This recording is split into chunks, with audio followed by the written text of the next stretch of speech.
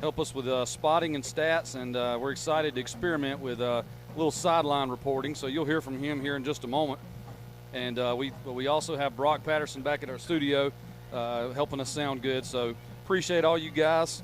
And we got a big night here. You know, Blue Eagles in action against the Jackson Aggies, and we're excited to be here with you all. So, you know, this game tonight carries a lot of importance for the Blue Eagles as we're looking to help carry some momentum down the stretch. You know, we've shown some steady improvement here each week, and we're looking to make a statement tonight. This is a well-coached team, an extremely, extremely talented football team that we're playing tonight. You know, they come in, the Aggies do, known for their physical style of play and their explosive athletes. So this one should be hard-hitting. It should be exciting, you know, from start to finish, and I'm really glad we're here tonight for you all. And on the field, the stakes are high. You know, the team that wins this game tonight is going to be in the driver's seat for the 2 seed in our region and host a first-round playoff game. So, you know, this one could be hotter than a pepper sprout, right, William? It really could, Daniel. And I'll be honest, I had this game written off early in the season. Here's a little breakdown on who Jackson is. They're the defending state champs.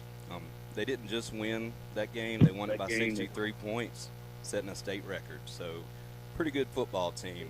They've got 5 out of the top 30 recruits in the state of Alabama. One in which you'll be seeing toting the rock on Saturdays if you're a Bama fan, and I wouldn't doubt if he ends up playing on Sundays too. We'll talk about him later. With all that being said, they're beatable. Around the same time that we were up 29-20 on St. Michael at their place, this same Jackson team was down 28-7 at home against them. So it's not going to be easy, but that game and those numbers, that indicates this one could go either way.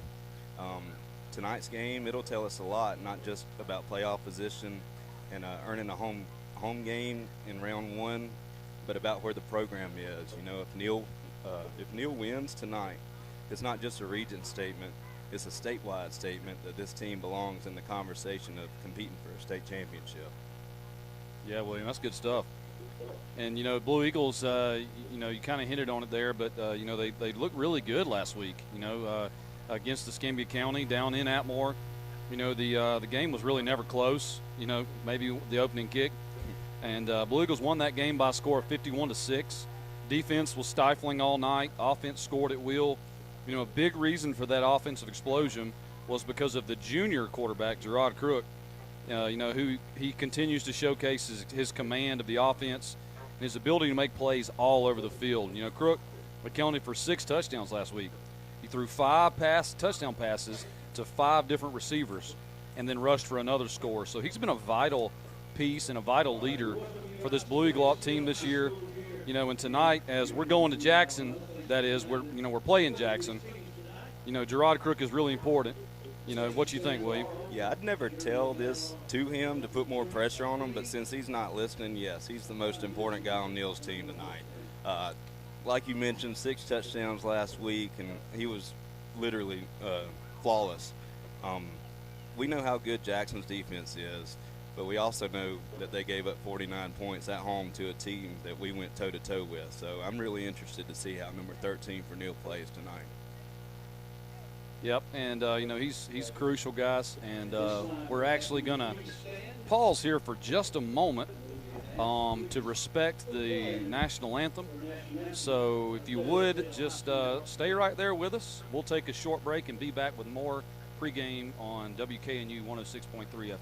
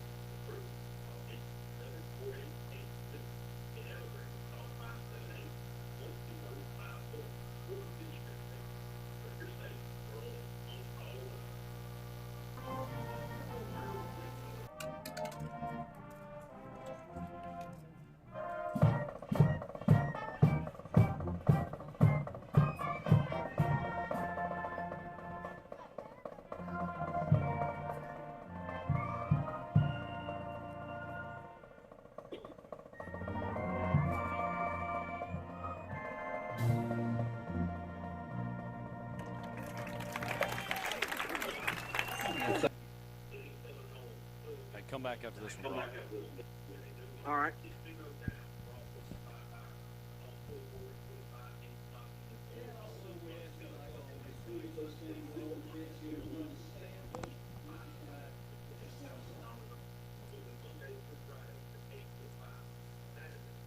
Page 2.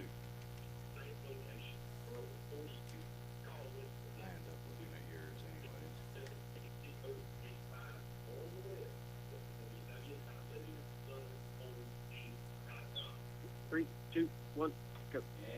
So welcome back here, ladies and gentlemen. Thank you for pausing with us there as we respect the red, white, and blue. The anthem here, Blue Eagle Band. Great rendition by band director Blake Van Winkle and the Blue Eagle Band. But back into our pregame here, William. You know, Jackson Aggies, they enter tonight with a 6-2 record. They're 3-1, just like us in the region. You know, they're coming off a huge 41-0 win over Orange Beach. You know, this is a team that's loaded with Division I talent. You've hit on it already. They have 7 players committed at the moment, probably going to be more like 10 to play college football. You know, you got a 5-star running back, E.J. Crowell. You got 3 or 4 different 4-star players. You know, the quarterback, Landon Duckworth, he's a player. You know, they have probably one of the most talented backfields in 4A, probably even the state, maybe even of any team that I've ever seen play in high school football. You know, it's not every day where you play high school football, you know, against this amount of star power, you know, and last season they whipped us. I mean, it was 48-0. The game was never close. Our defense just couldn't stop them. We couldn't manage anything offensively. You know, I feel like, William, we've been talking about Jackson and how good they are ever since the fire went out in last year's game. Yeah, we've talked about revenge season, and this is technically part 5 of that. We're 3-1 in those revenge games, outscoring those teams 179-58. So this is obviously a much different team than last year, and I hope we can keep proving that tonight. Absolutely. And I think, you know, offensively for us tonight, you know, the Blue Eagles have, you know, been hitting on all cylinders. But, you know, I think tonight our offensive keys are going to be a little bit different. You know, I think it's going to be critical that we have some long drives tonight. You know, quick scores are great, but the more opportunity you give, you know, those Jackson playmakers to have the ball, you know, the more threat they're going to have to us. So I think it's important for our offense to stay on the field tonight, you know, give those Jackson playmakers fewer chances. And every possession that we have, every opportunity, you know, that we have with the football, you know, points are a premium tonight against a team like Jackson. You know, I think we need to make every drive count, you know, whether it's, you know, however, you know, but, you know, I think that's going to be the key to keeping this game close and keeping it, you know, within our control.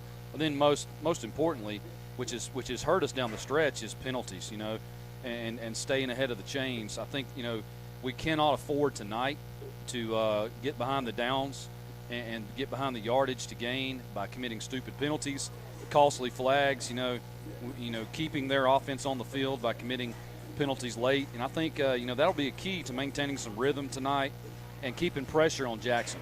And if the Blue Eagles want to pull off a win, which I think they can do, they are very capable of doing, you know, you got to sustain those drives, you know, eat some clock, keep Jackson's offense off the field, stay disciplined. And if they can do that, I feel confident we'll be victorious. You know, we'll be saying at the end of the night, goodbye, that's all she wrote. Yeah, you said it perfectly.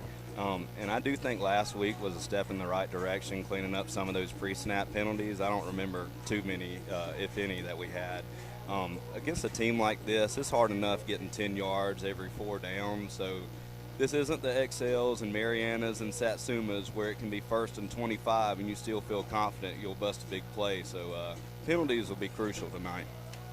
And I think defensively, Blue Eagles, you know, few keys here I think that's going to be important for us is, you know, they're going to want to get the ball in Crowell's hand, and that they're probably going to want to run the ball early. So we've got to win first down. You know, we've got to make sure that we force them into 2nd and long, 3rd and long situations. It's going to take away their balance, and it's going to help make them more predictable. You know, Duckworth's had a difficult time this year from time to time. He struggled. You know, and so we want to make sure that we can, you know, get ahead of them and win first down. And then we got to contain their big plays. I mean, they have athletes all over.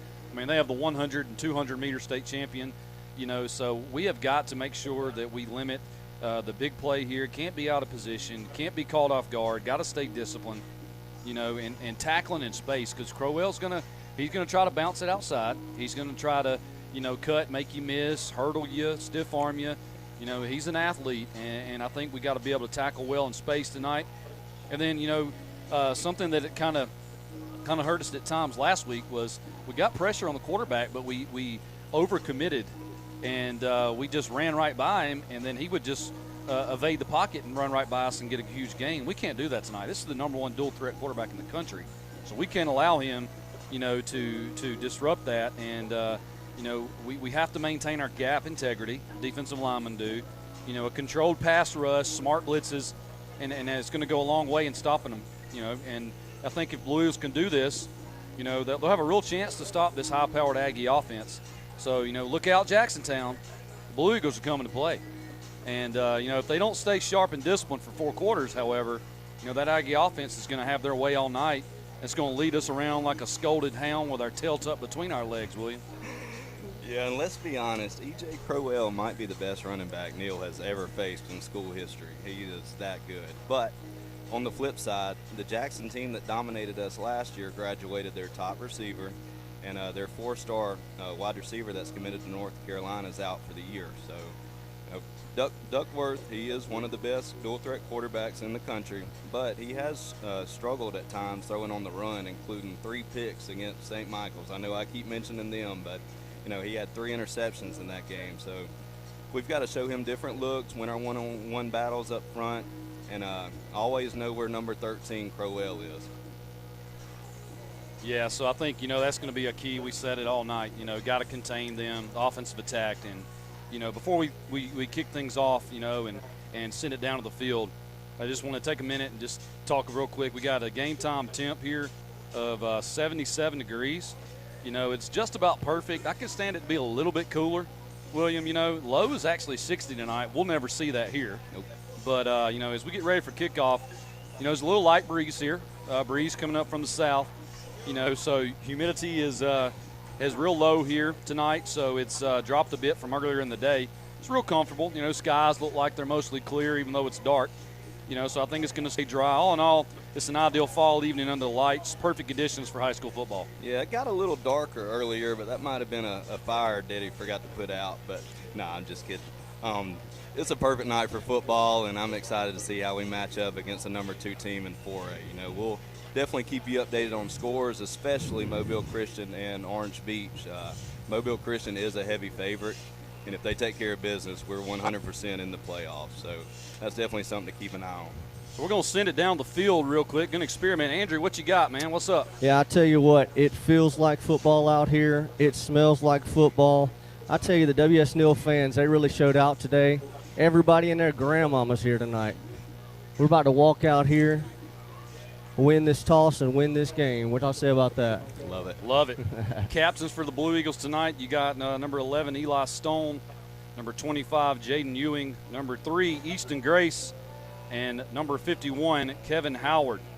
And it looks like for the Jackson Aggies tonight, we have number 50, Steve Tate. We have number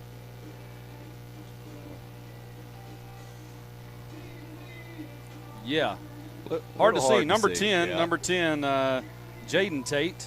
So we got number 50, number 10, number 39, and number 66. Yeah, sorry, they're across the field. Jamarcus Locke, number 39, and then number 66. Appreciate you, Drew. 66 is Eric Steele. That's why Andrew gets paid the big bucks. So captain's out on the field, walking out here to midfield, and we're going to turn it back to Andrew here momentarily to let him get our pregame call. I'll tell you what, man, this field looks really good out here. It looks phenomenal. Coach Robbie Grace probably out here till 10 p.m. getting this field ready. At least. Which night? Here we go.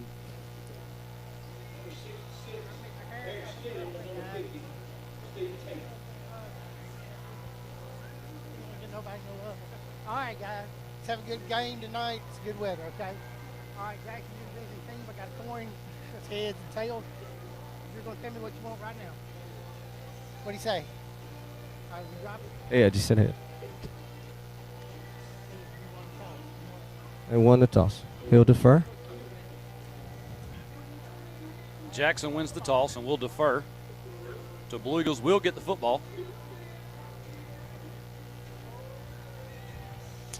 All right, Drew. All right. Time to kick it off. We appreciate you down on the field. That's Andrew Sawyer, folks. Down on the field now. He's going to run his quarter mile to get back up here. He's the man of many talents. But, you know, you like that, William? You like getting the ball here? I mean, yeah, but I can't get over us having a sideline guy. How official are we right now? I feel like I'm somebody, you know. All we need is a booth cam like Crimson Tide Sports Network, Nope. you know. I have a face for radio, not anything else. So it was great. Good stuff, you know. That was kind of an experiment. We're going to have hopefully have a long-term plan. We'll surprise you with our sideline reporter for the Battle of Murder Creek. The Blue Eagles are going to host T.R. Miller in 2 weeks. We cannot wait for that, William. But tonight, got a big task at hand. Yes, we do. And I want to say we've been getting the ball most of the year first and setting the tone. So this is a very big first drive for the Neal Eagles. Blue Eagles coming out here in all blue. Blue helmets, blue jerseys, blue pants, blue tape. Jackson Aggies in the gold hats, white jerseys, and purple pants. So, yeah, good traditional uniform styles here from both teams. You know, I'm excited. Yeah, it's basically, Pittsburgh Panthers versus LSU. That's what we'll call it. And it looks exactly like them. Only thing worse than the LSU colors is the orange. Ugh. Right? I hope they, we'll talk about that later. Blue Eagles are set here to receive from the Jackson Aggies.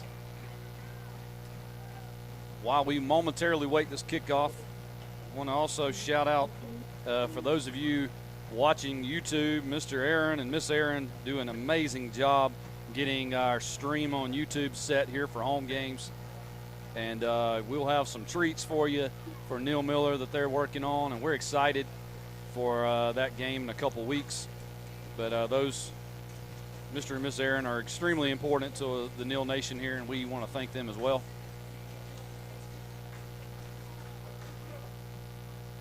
So number 42 for the Jackson Aggies, set to kick. That is Champ Burnett, the junior kicker and fullback. He's going to kick from right to left across our dial, across your screen, if you're watching on YouTube. He's a little bit confusing, too, because some of his kickoffs were like, out of bounds at the 35-yard line, and then I saw him last night kick one to the 5, so I don't know what we're going to get. Got a high kick across the field. It's going to bounce it. No, it's going to be caught. The 25, that's R.J. Smith. He's going to break a tackle across the 25 to the 27. And we have our first penalty flag of the game on the opening kick. So we'll see what we got here. Looked like Cedric could have blocked in the back, but he let up, so it's definitely not on number 2. Somebody else. We got a block in the back here on the Blue Eagles. So not a good start there penalty-wise. We talked about pregame how we wanted to limit those. And, started off there, William. Let's clean it up here. Get going here on the opening drive. Yep, 17-yard line. So 1st and 10, Blue Eagles from their own 17 after the kick and penalty. Crook in the shotgun. He's got 3 receivers right. He's going to hand to S.T. Clark. S.T. Clark's hit the line of scrimmage. He's going to get about 2 yards there for S.T. Clark. 2-yard gain for S.T. Clark. Those are some big bodies on their defensive line, so we're definitely going to have to man up and hold our own, because I'm looking at, what do we say, 6'6" on the end. Those are some grown men. Yeah, he's 6'6". Don't have a weight on 19, a height or a weight. He's big guy. He's got to be 6'6", 6'7". Yeah. So Blue Eagles here with the ball, 2nd and 8. 11 minutes left in the first quarter. Crook with an empty set. He's going to run, and he's going to throw across the middle. That ball falls incomplete. Just over Easton Grace's head. Crook had to evade the rush there and just had to throw that one across the middle. That one falls incomplete. I don't know if they considered that uncatchable or not, but they definitely got to Easton very early right there. He was wanting that call, and I did too. 3rd and 8, Blue Eagles from the 19-yard line. Crook in the pistol set. He's going to fake the handoff. He's going to have to take that himself. I believe that was just a miscommunication there from Crook and S.T. Clark. Clark went left. Crook went right. So that's going to be a loss of 1 for Gerard Crook. Brings up 4th and 9, Blue Eagles. Yeah, you know, I'm not going to sugarcoat it. That's about the worst start you can have besides turning it over right there. Penalty on the kickoff and a quick 3 and out where we got 1 yard. So if there were any jitters, I hope they're gone. Cameron Stokes back deep to punt for the Blue Eagles. 2 return men back for the Aggies. Looks like Jamarion Gordon, 3-star recruit, committed to North Carolina. Stokes' punt, end over end punt's going to bounce to the 45, going to roll across midfield into Aggie territory, going to be down at the Aggie 45-yard line. So good little punt there for Cameron Stokes, probably about 35 yards, 35 to 40 yards there. So he's been pretty consistent with that all year. Aggies take over here with really good field position at their own 45-yard line. 10 minutes and 20 seconds left in the first quarter. And even better, they didn't get a chance to return it. That's been one of their weapons this year is kickoff returns and punt returns. They had 2 last week against Orange Beach. Duckworth in the shotgun. He's going to get the snap. He's going to throw downfield. That ball is going to be incomplete. Ball is a little bit underthrown. The receiver there intended for number 39, Jamarcus Locke. 2nd down and 10 Aggies. That was very good coverage by Santiago over there. He didn't quite turn his head around on time, but, you know, the timing was so good that, you know, he got away with it. Aggies going quick. Duckworth gets the snap. He's going to throw across the field. That ball's high there. Incomplete over the head of Isaiah Gladney. 3rd and 10 Aggies. And I am not a betting man at all, but I would have definitely lost some money if I was on Crowell not touching the football on the first 2 downs. Facts. So 3rd and 10 Aggies. Trips receivers left. Duckworth gets the snap. He's going to hand to Crowell here. Crowell's going to bounce this outside. He's going to be across the 45 to the 49-yard line. He got popped. He's hit hard here by Easton Grace. It's going to be a gain of about 4 for Crowell, Xavier Crowell. Gain of 5, we'll call it. But it is a 4th down and 5. Good stop, Blue Eagles. Yeah, and they got the punter out there, so, you know, looks like they're about to swap 3 and outs right here. I did not see that coming. I expected a high-scoring game, which it still could be, obviously.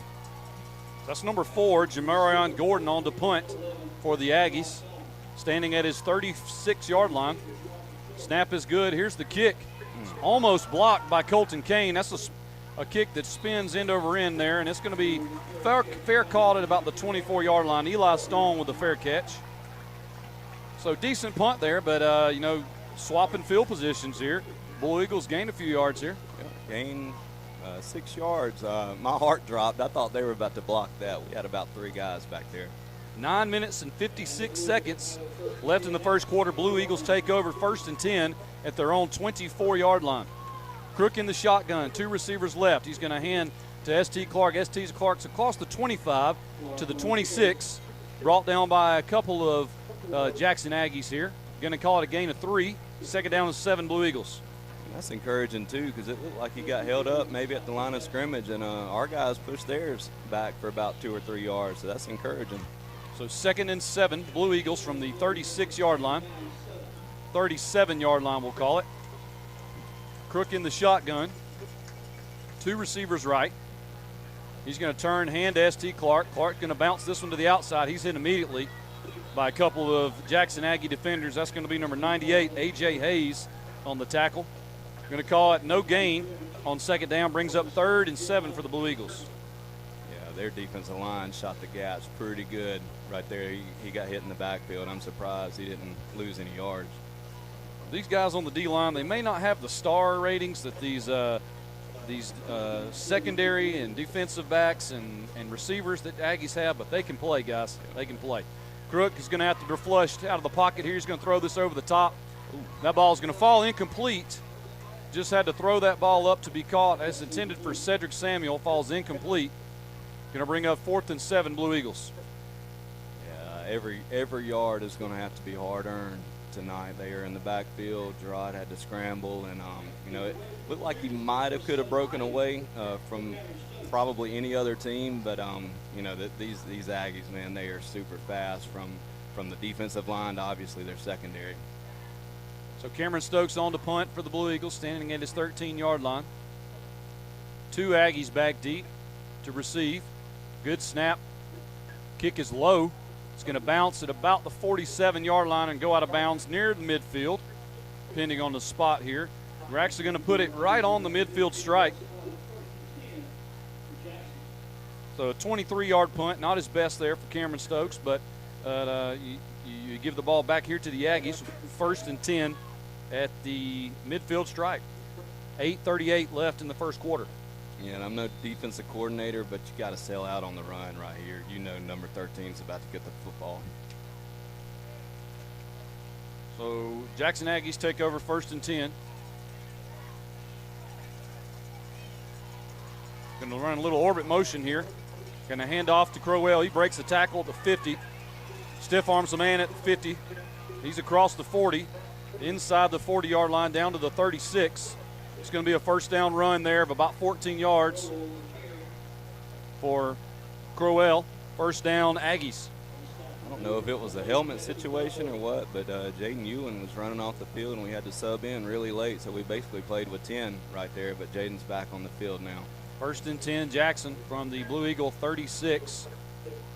Duckworth in the shotgun. Crowell to his left. He's going to get the snap. Penalty flag comes in here. Going to get the Blue Eagles being offsides. Blue Eagles lined up offsides here. So going to give the Aggies 5 yards. Ball's going to be positioned down at the 31-yard line now. 1st and 5, Aggies. Yeah, if you're going to upset the number 2 team in the state, that can't happen. That is definitely a mental error. 8 minutes and 12 seconds left here in the first quarter. Duckworth gets the snap. He's got a man down the middle of the field.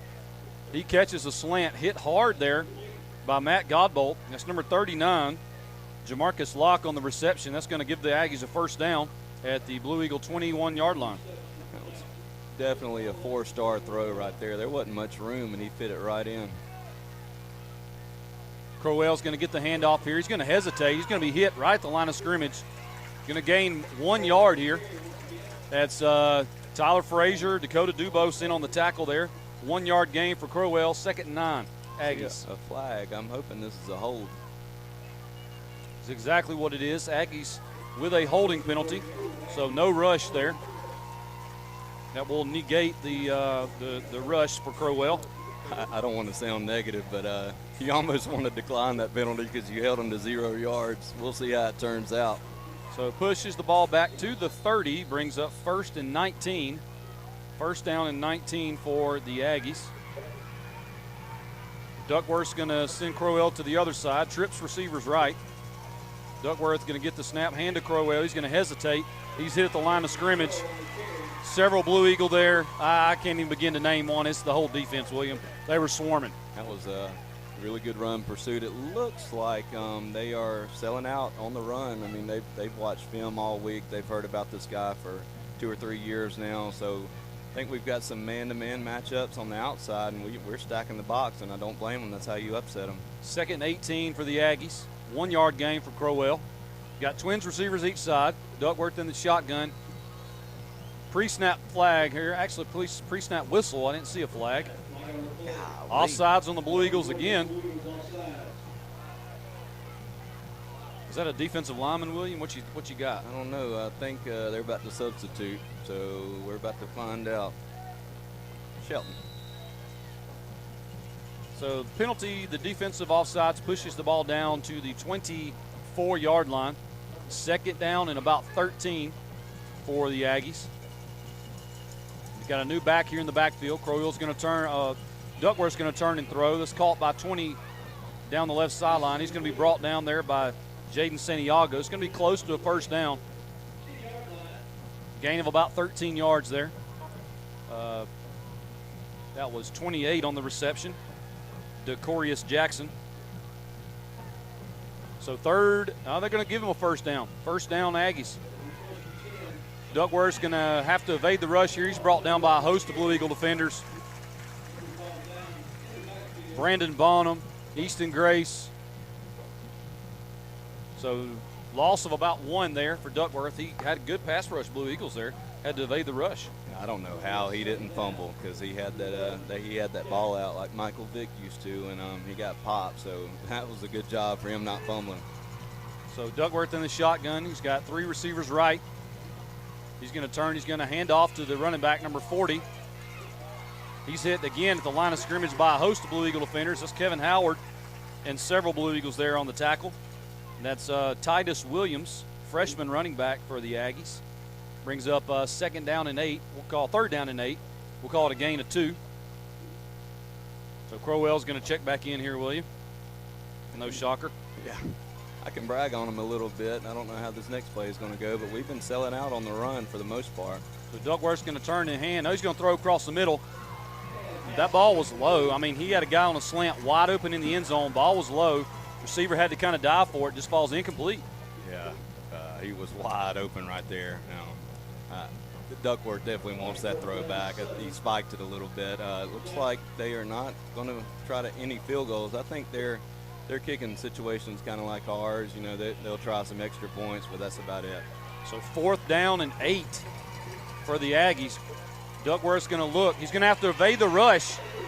Ewing is pursuing. So is Dakota Dubose. He's going to throw across the field. That ball falls incomplete. Great stop by the Blue Eagles there. Ball sails high for Duckworth. Turnover on downs. Blue Eagles take over, 1st and 10. Yeah, and if Dubose needs any film to send out to any colleges, if he plans on playing, that's a good one to send out, because he was after Duckworth's tail right there. Showed some speed that I didn't know he had, besides on some of those punt blocks he's had. But yeah, that was a very good defense. It looked like everybody was covered, and like I talked about pregame, Duckworth, it looks like he's struggling throwing on the run a little bit. So 1st and 10 Blue Eagles. We do take over at our own 9-yard line. So not the greatest of field positions here, but we held the Aggies from scoring. Crook in the shotgun. He's going to turn in hand to Clark. Clark's across the line of scrimmage, across the 10 to the 11-yard line. So a gain of 2 for S.T. Clark on 1st down. Brings up 2nd and 8 Blue Eagles. Jackson, we've heard they're banged up a little bit, and you see those 90 numbers across the defensive line. They are not banged up at all on the defensive line. Those are grown men down there, and you can tell it by how the linebackers, I don't think they've had to make a tackle all night. It's been all defensive line. So Blue Eagles break the huddle here. Twins receivers each side. Play clock at 9 seconds. Crook's going to get the snap, roll to his left. He's going to throw the out route there, come back to Cedric Samuel. Samuel breaks the tackle at the 30, the 25-yard line. He's tackled at the 27. That's 1st and 10 Blue Eagles. That is a tough route to cover. A little comeback route, look like maybe a speed out. With our speed, I know they're not 3 and 4 stars, but as fast as we are, I think we can match them and at least be a deep threat in this game. So 10-yard pass completion there from Gerard Crook to Cedric Samuel. Converts the 1st down, gets us out of our end zone there. So 1st and 10 here. We're going to have a timeout, Blue Eagles. So we'll take a short break and be right back with more first quarter action here. It is scoreless here in East Bruton. You're listening to 106.3 FM WKNU. Take one, Brock. All right.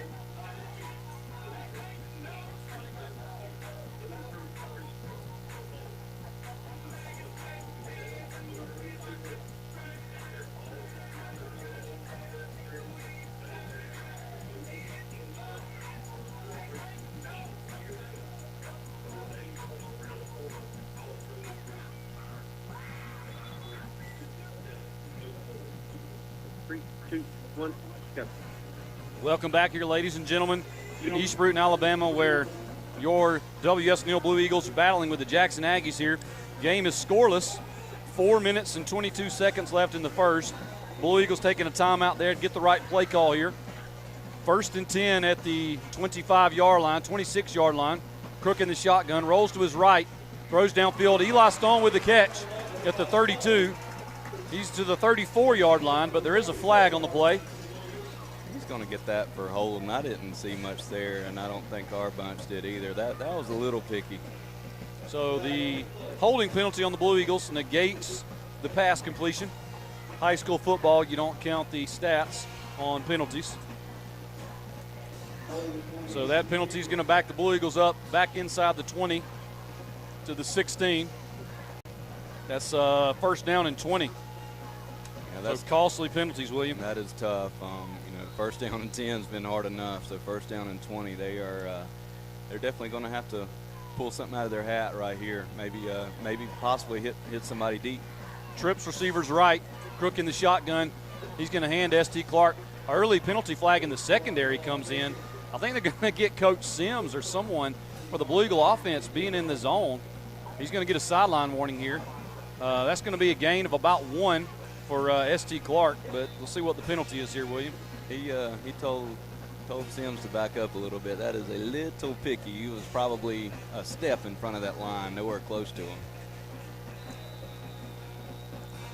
So just a warning first time, right? I hope so. Yeah, they didn't move him back. Got an update from Josh Sawyer. 0-0 Mobile Christian Orange Beach, 6 minutes left in the first. Appreciate your updates, Josh. Keep them coming, everybody. Any updates you got, we'll take it. Empty set here. Crook gets the snap. He's going to have to evade the rush throws. That ball's going to fall incomplete. Just had to throw on the run. I tell you what, Eli Stone ain't nobody within 20 yards of him. Running a post down the middle of the field. Gerard's going to want that one back.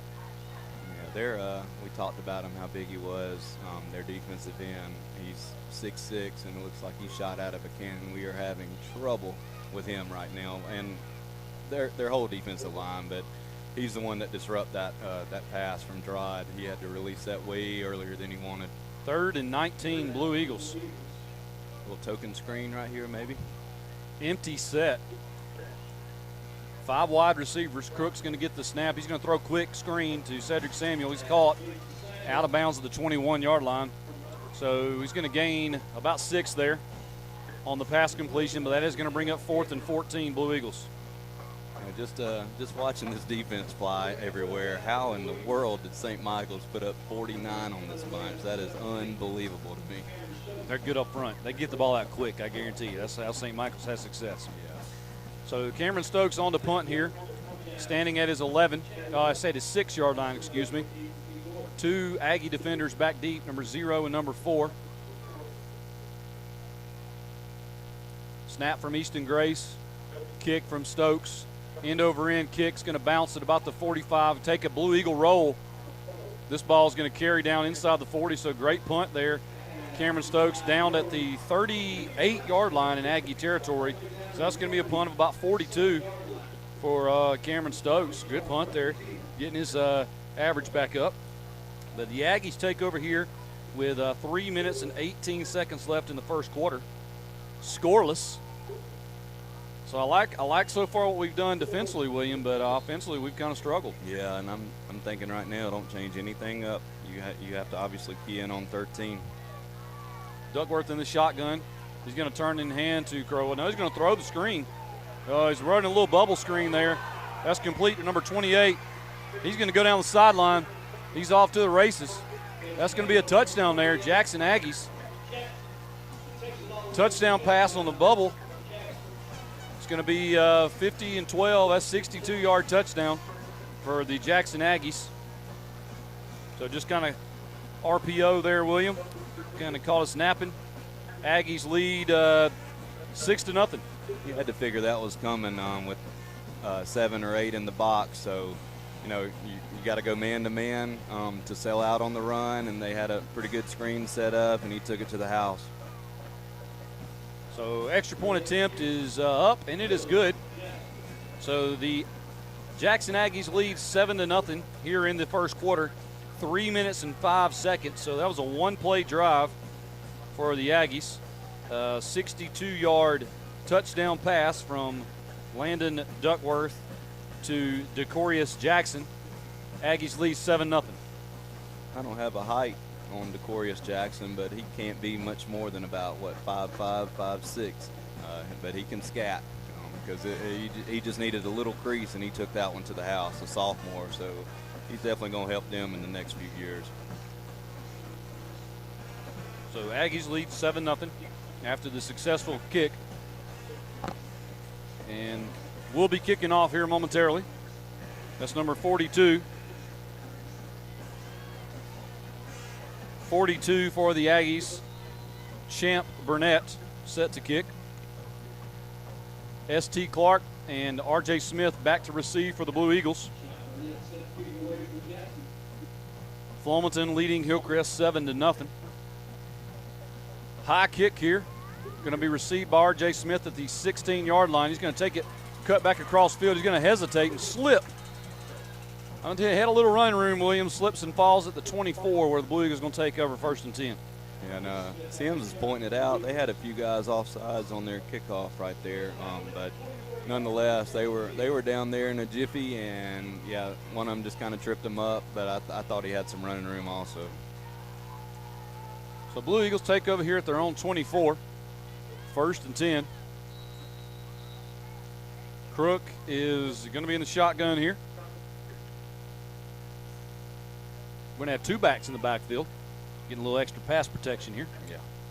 It's going to be Tyler Frazier and S.T. Clark. Going to hand to Clark. He's across the left side, across the 25, the 28, maybe the 29-yard line. Good run on 1st down. Just a little stretch play, a little zone, outside zone there. 5-yard gain for S.T. Clark. 2nd and 5 Blue Eagles.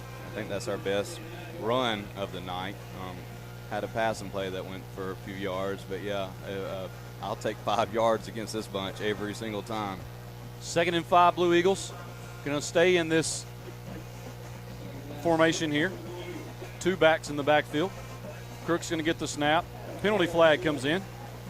Oh, they finally called him for offsides. I think they're going to get the Aggies. We saw that in some film this week. You highlighted that, how that nose tackle for the Aggies likes to line his headpiece up right over the top of the football. And so, yeah, that's going to push that ball close to the marker. We'll see what they reward with here. That's going to be 1st down. So penalty results in a 1st down for the Blue Eagles. Yeah, and they're good enough up front. They do not need that extra few inches. So that's definitely something that I'm sure they want to clean up also. Ball at the 34-yard line. 2 minutes and 14 seconds left in the 1st. Blue Eagles with the ball, 1st and 10. Crook in the shotgun. 2 backs in the backfield, 1 to each side. Easton Grace playing the tight end. They're going to run a little outside play there. Easton Grace is open. He's across midfield to the 40-yard line. So great play design there, William. You run the play action one way, and you run Easton out in the flats in the other direction. Great play on 1st down there. Ball is inside of Jackson Aggie territory here. Yeah, and as good as they are up front, looks like they're having to kind of sell out to the run too, because we know what S.T. Clark can do. He can take one to the house on anybody. So looked like they bid on the play fake, and Easton slipped out in the flats, and he was wide open. Good job on Cedric too, not holding right there. 26-yard gain there for Easton Grace. So on 1st down here, S.T. Clark is going to get the handoff. He's going to gain about 1 yard, but there is a flag on the play, way over on the Aggies sideline. Sideline warning on the Aggies here.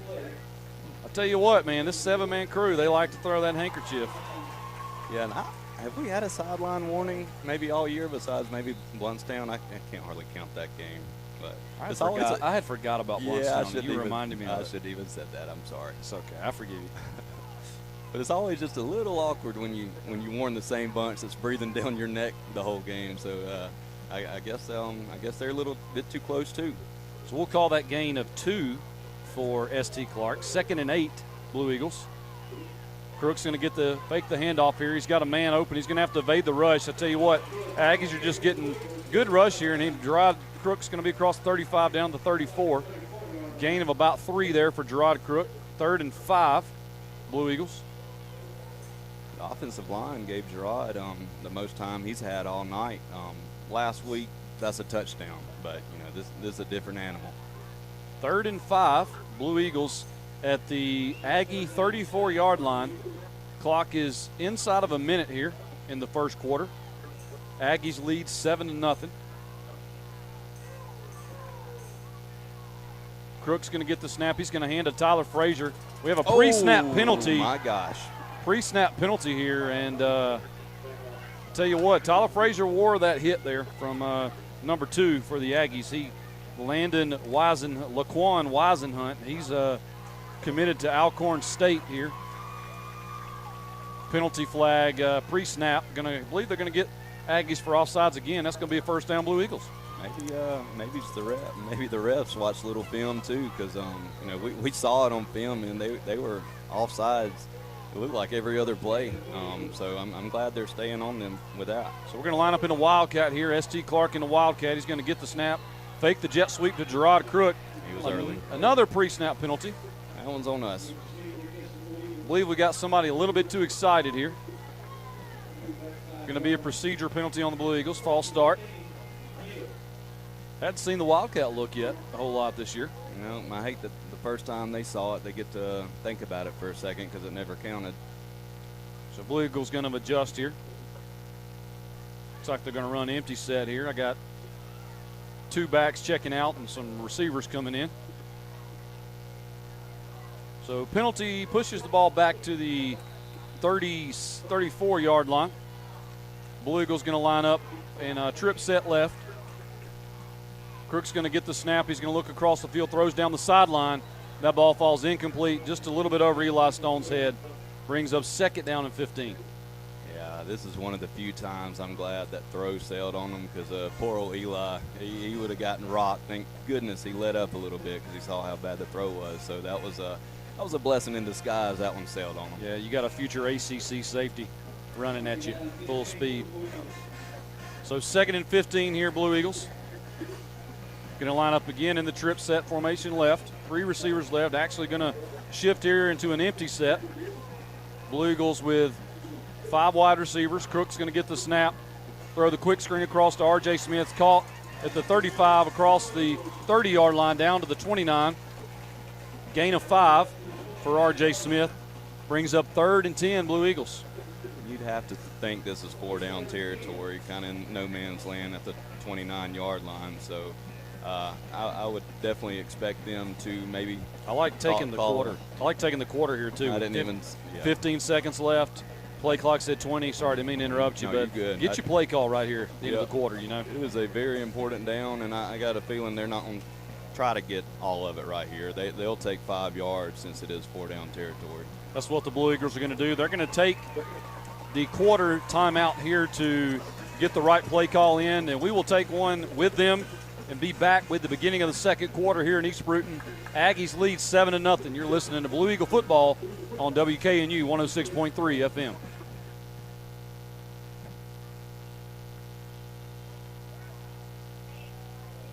Take 2, Brock. All right.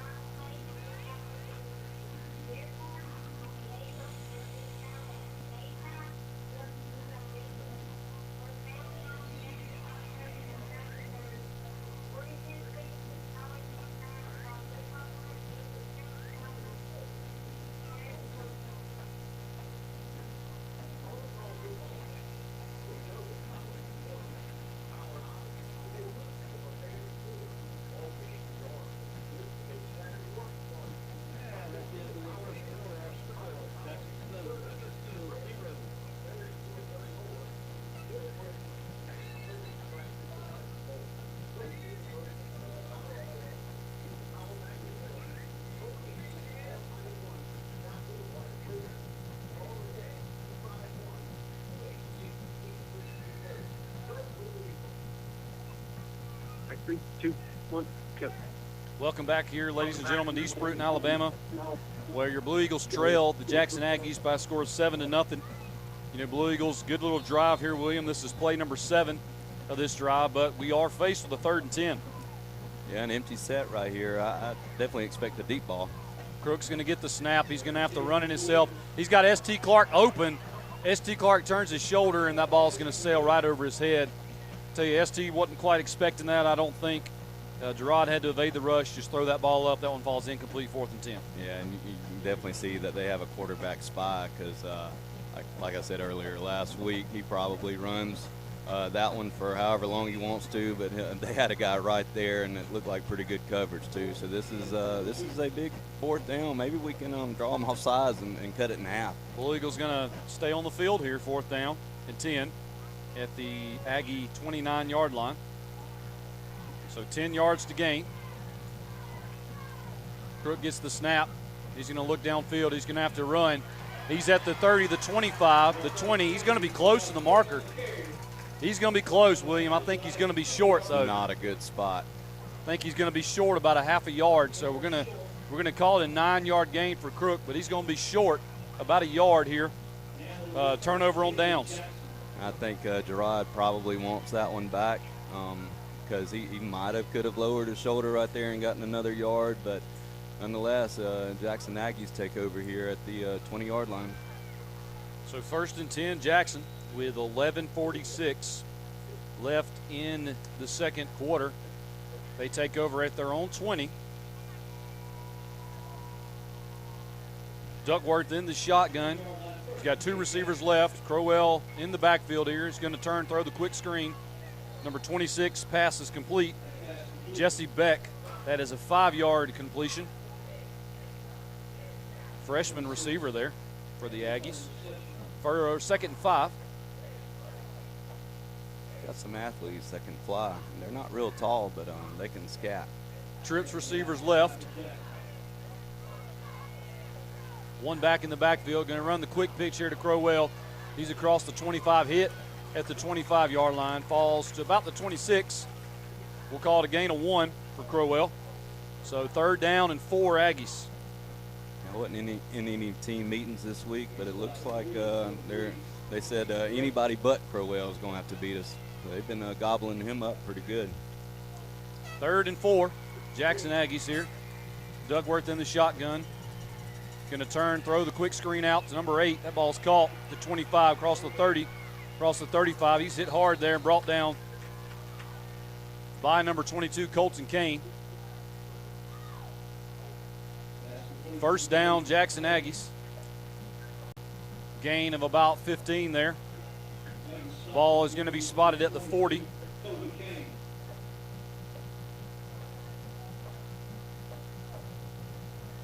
Aggies going to line up here in a tight bunch, receiver set to the right. Probably a quick pitch here. Nope, going to turn and pump fake. Duckworth's going to have to evade the rush. He's across midfield to the 45-yard line. 46-yard line, we'll call it. That's going to be a gain of about 14 there on the scramble. Gain of about 14 for Landon Duckworth. 1st down, Aggies. Yeah, he's listed as a dual threat for a reason. They wanted the little pump and go right there, but ST and company had it sniffed out. So when he takes off running, man, you've got to get off your blocks and you got to wrap up. 1st and 10, Jackson in Blue Eagle territory at the 46. Trips receivers to the right. They're going to bring 2 receivers back in tight here. Going to run going to be a pre-snap penalty.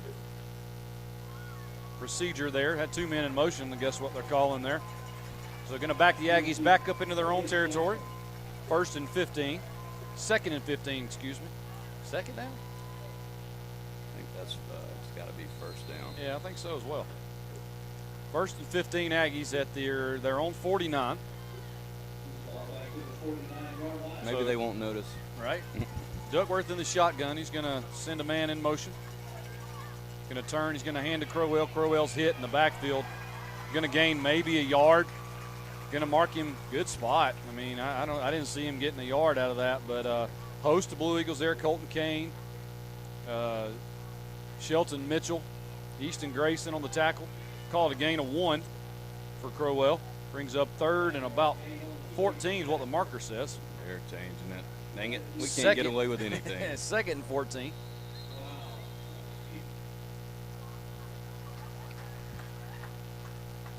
So referee's going to get together here. I think they're going to get together to talk about the down marker.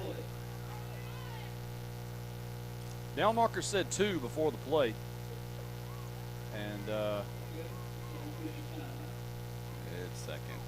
They're gonna leave it at down 2. I think that's correct. It is. But it was marked down 2 before that play. Oldest Can't trick have in the nothing, book. can you? Yeah, oldest trick in the book, and we got busted. So trips receivers to the left. Jackson here with the ball at midfield. Duckworth gets the snap, fakes the handoff, throws the quick screen out there, and that ball's almost intercepted by Davion Polite. I don't know who Duckworth's throwing to there. That ball missed the bubble receiver by a good 5 yards. Davion Polite makes a break on the ball, almost comes up with an interception. And I had Orange Beach flashbacks because their receiver that was supposed to be blocking pulled Davion down, or he would have taken that one to the house. 3rd and 14, Aggies. Duckworth gets the snap, rolls to his right. He's looking downfield. He's going to be hit. That ball's tipped and falls incomplete. Incomplete pass there. Jaden Ewing with a quarterback hurry there. He made Duckworth feel that one. Duckworth, little ginger getting up. Clean hit. Helps him up off the ground. You love to see that type of sportsmanship. Good defense there, Blue Eagles.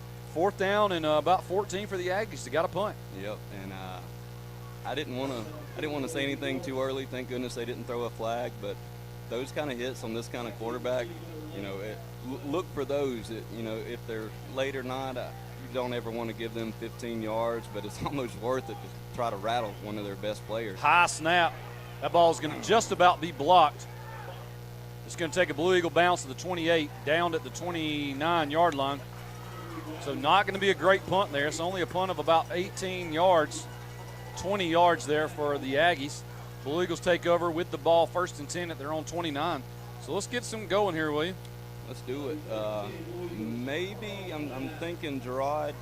They kind of locked up our receivers for the most part. Gerard's probably going to have to break loose right here and hope one of their spies misses a tackle or slips down, because there hasn't been much in the passing game. Trips receivers to the right. Crook's going to look downfield. He's going to throw. Ball's called. Eli Stone at the 45. Crook, great job getting out of the pocket there, looking downfield. Eli Stone just coming back to his quarterback. Makes the catch there at the 45, 1st down, Blue Eagles. That was a big boy throw, and honestly, while he was scrambling and the pursuit they had on him, I was thinking just throw it out of bounds, don't get hit, don't take a sack, and that surprised me because Eli was right there, and he made an NFL catch. He got 2 feet in. 16-yard pass completion there on the scramble. Not how they drew it up, but we'll gladly take it. Busted plays. Trips receivers right. 1st and 10 Blue Eagles at the 45. Crook's going to send Eli Stone in motion. Going to hand here to S.T. Clark. He's across the 45 to the 50. Across the 50. He's running hard. Keeping his feet moving. He's down inside Jackson territory to the 48. Good 7-yard run there. 1st down by S.T. Clark. And we finally kicked that defensive end out of the picture right there, and that's what gave him a little crease. So it looked like Big Mike handled his business on the 6'6" defensive end. So that play started with the Memphis commit, Michael Bowen. 2nd down and 3 for the Blue Eagles. Taking their time here like we predicted, trying to keep the Aggie offense off the field. Got 2 backs in the backfield. Crook's going to get the handoff. Jaden Ewing on the carry. He's across the 1st down. He's got running room inside the 35, down to the 30-yard line. Great run there for Jaden Ewing. 19 yards on the carry. 1st down, Blue Eagles. Yeah, and they're going fast right here. I don't have hardly any time to chime in. The same play, just Denver it. He breaks a tackle, hits and runs over a man at the 25. Excuse me, I'm getting excited. Ewing down inside the 25 to the 24. 6-yard gain, Jaden Ewing. Golly, he was hard to bring down. Jaden might recognize a few scouts in the stands and want him some offers. That was a big boy run. It was a long 7-yard gain, a long 6-yard gain there. Ewing with 2 great runs, good hard physical runs. Crook's going to get the snap. He's going to look downfield. He's going to throw that ball up. Yikes. Triple coverage there. Just a little bit high there. Intended for Cedric Samuel. 3rd down and 3, Blue Eagles. Yeah, that was a little bit unpredicted, the way we were running the ball, 3 straight plays, but maybe that's what they're thinking. Maybe Jackson's selling out on the run, but we're very lucky that wasn't picked off, because that was in no man's land. Blue Eagles with the ball, 3rd down and 3. Crook in the shotgun. He's going to hand to S.T. Clark. Clark's going to bounce it outside. He's going to be spun around at the 30 and brought down. I'm not sure there what happened there, what we were trying to run there, but just kind of stretched it out. They're going to give him the 28. Be a loss there of about 3, maybe 4 yards for S.T. Clark. Great defense there by the Aggies. That's a 4th down and 8 for the Blue Eagles. Sorry, I thought we got beat out on a couple yards with forward progress, but that just shows you how good their defensive line is, because they held on for dear life. 4th and 8. Crook gets the snap, rolls left. He's going to throw. That's R.J. Smith with a catch. First down and 10. R.J. Smith down at about the 12. Great play there. Good design. Just a little quick out to R.J. Smith. Rolled Gerard Crook out of the pocket. First down and 10. Blue Eagles at the 12. It looks like they're wanting to force Gerard to his left, and he's made the most of it. It looks like they're about to get into Wildcat right here with ST. Blue Eagles in the Wildcat, going to fake the handoff here to Crook. ST Clark's going to call his own number. He's inside the 10 to the 9. Going to be a gain of 3 for ST Clark. Wasn't much there, but that was a really good run, really hard run to get those 3. I'd be very surprised if Ewan, after those 2 big boy runs, don't get the football at least once. Blue Eagles with the ball here at the 9. Going to fake the handoff again. ST Clark's inside the 5, down to about the 3. Blue Eagles can get a first down without a touchdown here. But we're going to call this 3rd and 1. This going to be a gain of about 6 for ST Clark there. 3rd and 1, Blue Eagles at the 3. They set the counter up perfectly. He might want that one back. He ran into his guy right there. ST Clark going to call his own number again. He's inside the 2. I don't know. They might make him loss a yard here. I don't know. That's a horrible spot. I thought he had a yard there.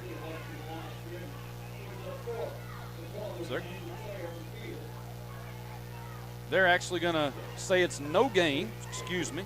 It was not a loss, but tough run in there. ST Clark hit immediately line of scrimmage.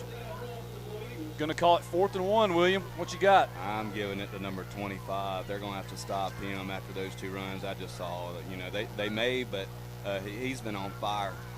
5 minutes and 48 seconds. I'm going to be honest. I like a timeout right here.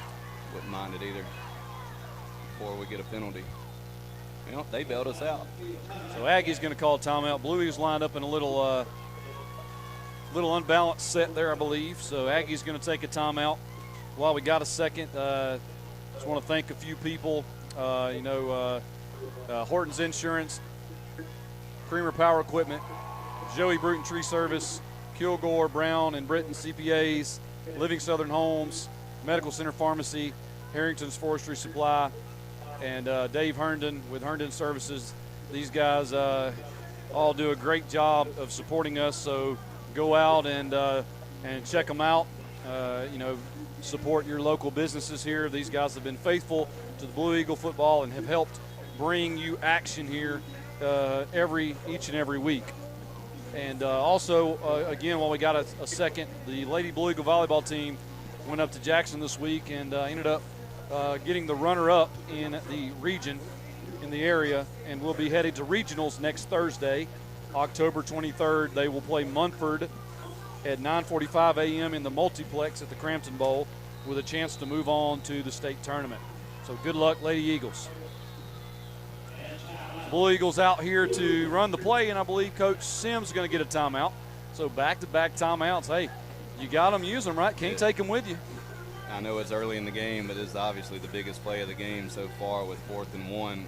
If you get a first down right here, you'll have 4 chances to punch it in. So huge play. You know they're going to sell out, bring 8, 9 guys. So I'm sure they wanted to see how they lined up right there, and maybe we can get us a yard. That's all we need. That's all we need. We've got 3 to score. Need 1 for a first down. Still surprised Jaden didn't touch it the first 3 plays inside the 15. That's very surprising to me. 7-7. Orange Beach Mobile Christian. Orange Beach with a touchdown.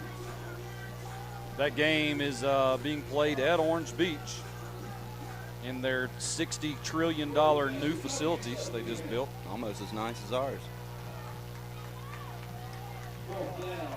4th down, Blue Eagles. Officials are going to meet here. Not sure the discussion. It's been about 5 minutes since we've seen a football play. I ain't got much left to say. Yeah, I'm running out of things to say. All right, so we're back. I'm not sure what they met about, but Crook's going to get the snap. He's going to hand to Ewing. Ewing is across the 2. He gets the first down and the touchdown. Jaden Ewing, 3-yard touchdown run, Blue Eagles. 5:39 left here in half. 3-yard touchdown run, Jaden Ewing. Yeah, the coaches are probably telling me now, all right, chill out. We were going to give it to Jaden. We were waiting until the very last second, but that was a very good run. It looked like he had a little hole, too. He didn't have to break too many tackles, but he was definitely getting a yard right there. I'm glad he punched it in. Mendoza set here to try the extra point. Hold Eli Stone, snap by Braden Kilcrease. Snap is good, kick is good, great kick right down the middle. Score is 7-7 here in East Bruton, Alabama. You like that score right before the half, William?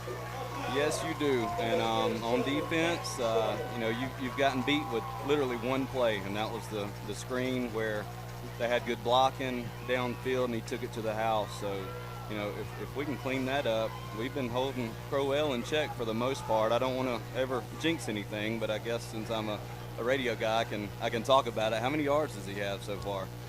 Who we talking, Crowell? Crowell. Crowell has 5 carries, 22 yards. I'll take that. That was an 11-play drive for the Blue Eagles. Several rushes there. I've got 1, 2, 3, 4, 5, 6, 7, 8. M's in my bank account? M's in my bank account. No, rushes for the Blue Eagles, actually. So 8 rushes there, 3 passing plays, and a couple of penalty conversions that we would gladly accept. But Blue Eagles with a great scoring drive there, 11-play drive. We talked about long drives pregame, and that was exactly what we needed. Yes. Mendoza's kick high here is going to be bounce. That Get ball's live. Going to be recovered by number 0. He's across the 20, hit at the 25. Not sure what number 0 Keegan Chapman was doing there, and but he lets that ball bounce and just kind of watches it and then recovers it. But yeah, Aggies take over 1st and 10. 5:33 left here in the half. I'm not saying we could have jumped on that, but it looked like a little confusion. I know we've punted 3 or 4 times already, but it kind of looked like we kind of treated it like a punt right there. So I'm just glad they didn't pick it up and take it to the house, because we talked about it. That's one of their biggest weapons. Yep. Chapman is the 100 and 200 meter boys 4A state champ. Ran a 10.6 100 last year. Decent. Duckworth's going to hand to Crowell. He's going to bounce this outside. That's got to be a hold there.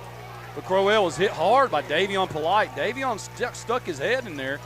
Going to be a gain of about 3 or maybe 4 yards there. I got a hold there. Right tackle kind of got a hold of Dakota Dubose, but no call there. Call a gain of 4 for Crowell. Brings up 2nd and 6. And thankfully we didn't pout about the no-hold call, because we had some safeties and DBs coming up and popping him. Tell you what, Davion Polite put a lick on it.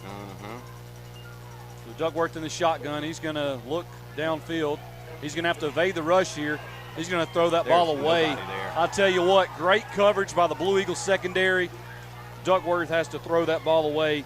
Incomplete pass, 3rd and 6 for the Aggies. Yeah, he was outside the tackle box now that I think about it, but that barely made it across the line of scrimmage, so that would have been huge if that could have been intentional grounding, but nonetheless, 3rd and, what'd you say, 6, 7? 3rd and 6. Yeah, huge play. I got a feeling if they don't get within a couple yards, they've got to punt it again, so this is a very big play. We got to get our hands on Duckworth. 4:52 left in the half.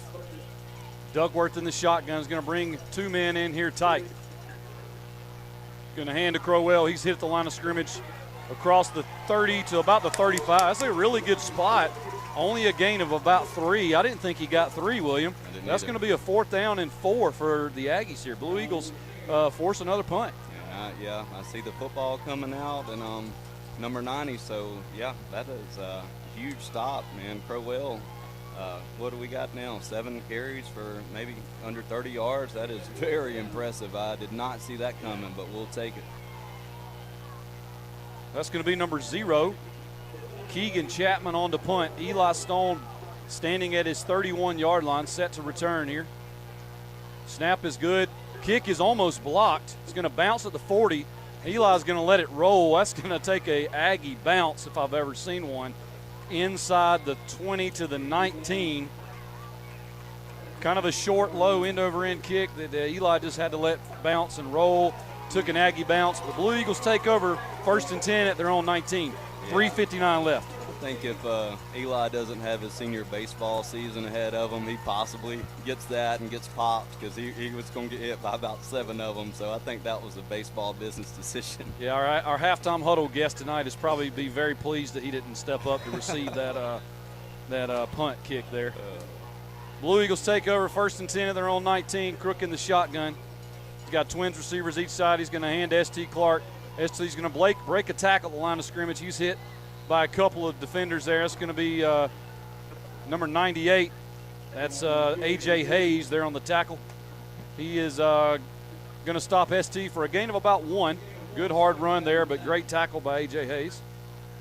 Very good tackle. It looked like it was basically a one-handed tackle. Not many guys can pull that off, and that is the transfer from XL that we had to try to tackle for a couple years. So he's a grown man, and he showed it right there. 6'3", 270. Going to play somewhere. I could see him in some Wildcat packages.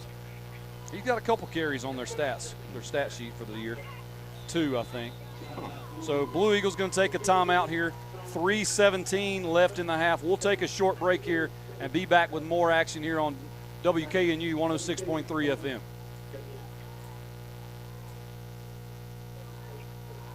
Take one, Brock. All right.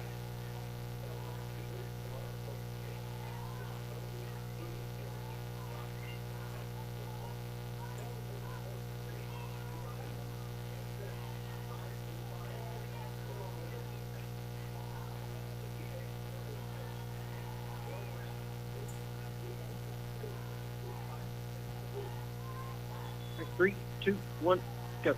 Welcome back here, ladies and gentlemen, to East Bruton, Alabama, where the Blue Eagles and the Aggies are tied at 7 here with 3:17 left in the half.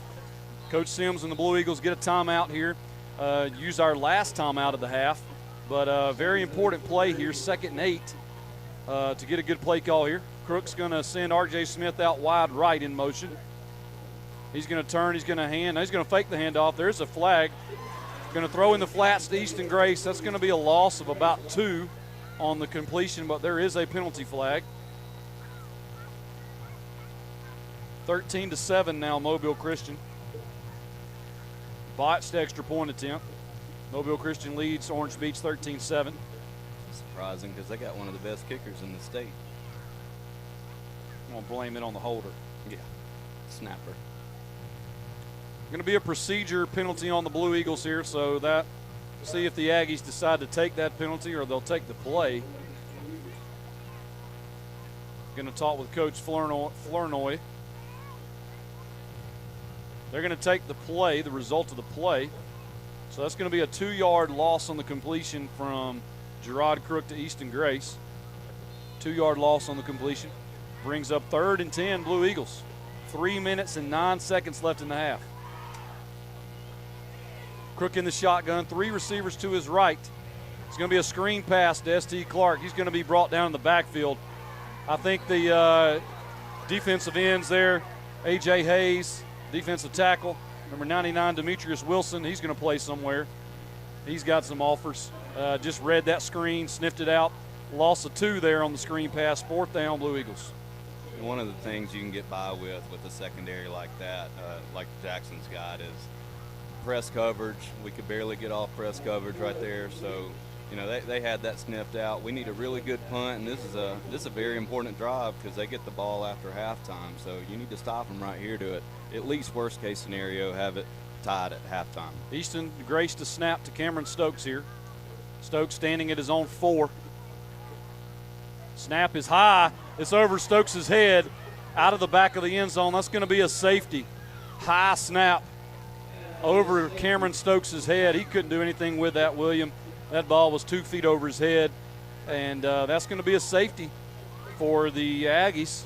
So Blue Eagles give up 2 points there on special teams. Not what we wanted to see before the half. No, and that makes this kickoff or punt, whatever they decide to do, that much more important. Do not want to line drive it to one of their 100-meter guys. So it's a big kickoff right here, and then you got to hold serve. I'm assuming they're going to get it around midfield with 2 minutes left. So looking at 4-down territory any way you look at it. So after a safety, the team that commits the penalty kicks off from the 20. So it's going to be interesting to see what the Blue Eagles decide to do here, kickoff-wise. I don't even see Mendoza on the field. He was getting them a snack. Looking for a kicking ball, I believe. He's running. Oh, we're not going to kick that one instead. So Mendoza going to tee the ball up here on the 20, the far side hash on the 20. He's going to kick to his Blue Eagles sideline.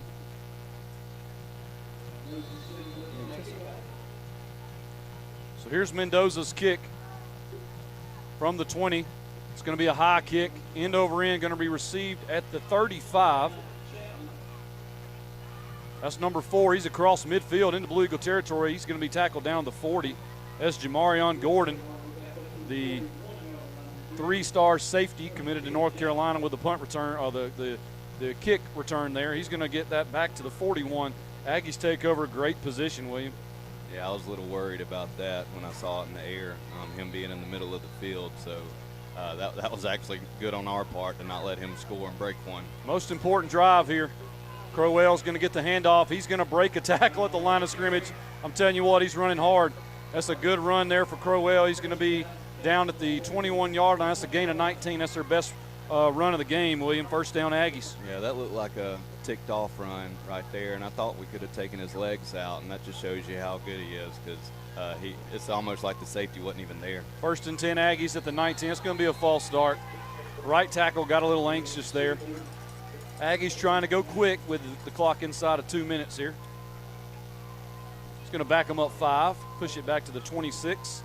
First and 15, Aggies. If they don't change the play up, we know the right tackle's pulling, so I'm sure they'll change it up. A little GT action maybe. Mm-hmm. Aggies going to line up here with twins receivers each side. Crowell in the backfield along with Duckworth. Duckworth gets the snap, hands to Crowell. He's going to hesitate the line of scrimmage. He's going to be hit. Shelton Mitchell, several Blue Eagles here. I'm not even sure, so many of them flying around. Davion Polite, Jaden Ewing, good tackles there, but is going to get about 4 yards for Crowell there. Clock inside of a minute and a half here. I think that was Jaden that popped him.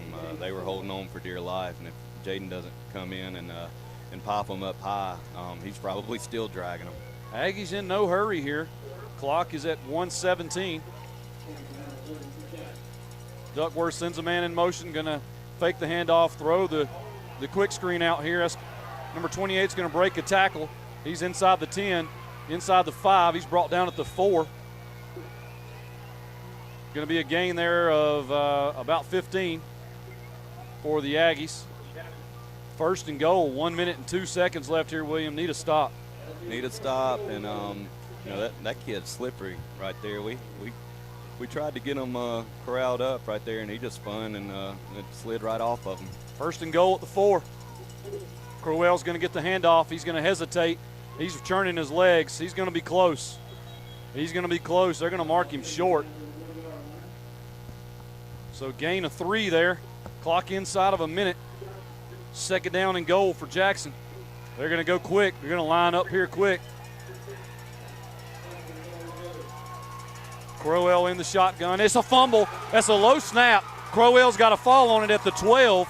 Clock inside of 30. Just wasn't ready for the snap. Ball kind of goes between his legs, William. Great play there, Blue Eagles. Timeout, Jackson. I appreciate them rushing right there because they still had 20 seconds left and a timeout. So had some Georgia-Alabama flashbacks on the 4th and 1 where they tried to rush it. So that was a huge break, but we still have you're looking at 2 plays to stop them, and you got to know that the pass is probably coming into the end zone. So we got to play the pass, and I wouldn't be surprised if they don't hand it to Crowell either. So 11-yard loss there. I'm not sure if Duckworth wasn't expecting the snap or if it might have just been a little bit low, but it literally goes through his legs, and he has to pounce on it back at the 11-yard line here. So maybe the 12. Loss of 10, loss of 11. Neither here nor there. Aggies have 1 timeout left. That plays a huge factor because now Crowell's in the picture because you can give it to him, and if he gets stopped, then you can bang your timeout. So got to play the run and the pass. 16-0 over Ashford at half. You down with OPP? Yeah. Oh, yeah. not to get ahead of myself, but I'm very okay with going there if we have to. 21.7 seconds. Aggies break the huddle after the timeout with 2 receivers each side. Going to send a man in motion. Going to call it trips left. Duckworth in the shotgun. He's going to look downfield. He's going to have to run. He's going to be jersey tackled. Dubose is grabbing a hold of the jersey. Somehow he gets that off to Crowell. Crowell's going to turn back across the field. He's down inside the 10, slips and falls. He's in bounds at the 9. Clock is running. 5. They called a timeout. Aggies call a timeout. Wow. For all you at home, I'm sorry. We didn't know how to describe the action just happened there. I still don't. I'm sure Mr. Aaron can hook y'all up with a replay, but wow. Duckworth had to escape the rush. Dubose spun him around like they were dancing there, grabbing his jersey, gets the ball off somehow. Don't know, to Crowell. I just thought he was throwing it away. Crowell come out of nowhere, makes the catch and a good run there. Only gets about 3. But this is probably going to be the last play of the half, 4th down. And 9 yards to go for the Aggies at the 9. And I don't know if Crowell plays baseball or not, but he had to make a very good play on that short hop, it looked like, or that could have been disastrous for them. But good play, and I don't know, my heart was racing the whole time. We were trying to get Duckworth, and then you got Crowell. I thought he was going to make it to the corner, so that was good for the Blue Eagles to not give up on that play. So 4.3 seconds left. Defense out here for the Blue Eagles. 4th down and goal from the 9. Jackson's going to break the huddle here. Last play of the half here. More than likely. 9-yard line. Can you take a handoff to Crowell out of the picture probably? We'll see. I don't think you can ever take it. And that's going to be a pre-snap penalty on the Aggies. Yes, sir. Nice. Give that one to the Blue Eagle crowd, will you? Yep. Yeah, I can hardly hear myself thinking here. It's rocking. So that penalty is going to back the Aggies up to the 14. So great opportunity here for the Blue Eagles to keep the Aggies off the board. 4th down and 14. 4th and goal to gain for the Aggies. We'll see what they decide to do here. Twins receivers each side. Duckworth going to get the snap. He's going to look downfield. He's going to evade the rush. He's going to run back across the field. He's going to break a tackle, make a man miss. He's going to run it. He's at the 10. He's at the 5. No, he did not. No, he did not. He did not. They're going to call him in. I am not sure how that even happened there. Duckworth makes a couple men miss, and they're going to give him a touchdown. Wow. What a course of events. I'd be interested to see that. Duckworth scrambles, makes 3 or 4 Blue Eagle defenders miss. That's exactly why he is the #1 dual threat quarterback in the country. Can't give up on him. 12-yard run, Crowell. Touchdown, Aggies. Extra point attempt is up, and it is good. So the score is going to be 16 to 7. Aggies tough there, William. Yeah, that one hurts. I thought he was short, but like I said, you've got athletes everywhere. One going to Bama, one going to North Carolina, one going to South Carolina. So they just showed all that right there with how many broken tackles they just had. That one hurts. So, yep, that's going to put us at the half here. Aggies lead your Blue Eagles 16 to 7. We're going to take a break here, and we'll be back with our halftime huddle. You're listening to Blue Eagle football on WKNU 106.3 FM.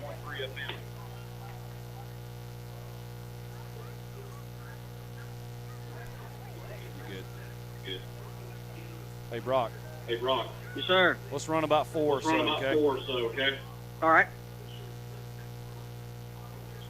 Hey, check, you got me? Yes, sir. Hey, I'm going to hang up. We got some feedback here. All right, I'm going to hang up, and you would hang up too. I'll call right back, okay? All right.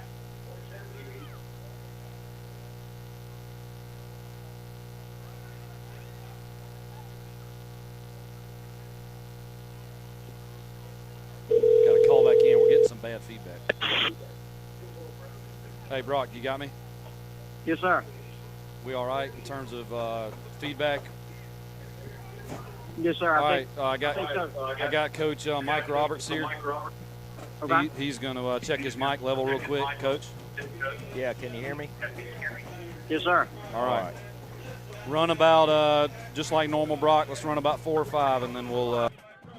Band captain, Jacob Esser. Drum captain, Jeremiah McConaughey. Brass captain, Justice Beverly. Woodwind captain, Alyssa Smith. Auxiliary captains, Kristen Smith and Amelia McDonald. Tonight we're bringing you I Want to Dance with Somebody, Water, and Cupid Shuffle.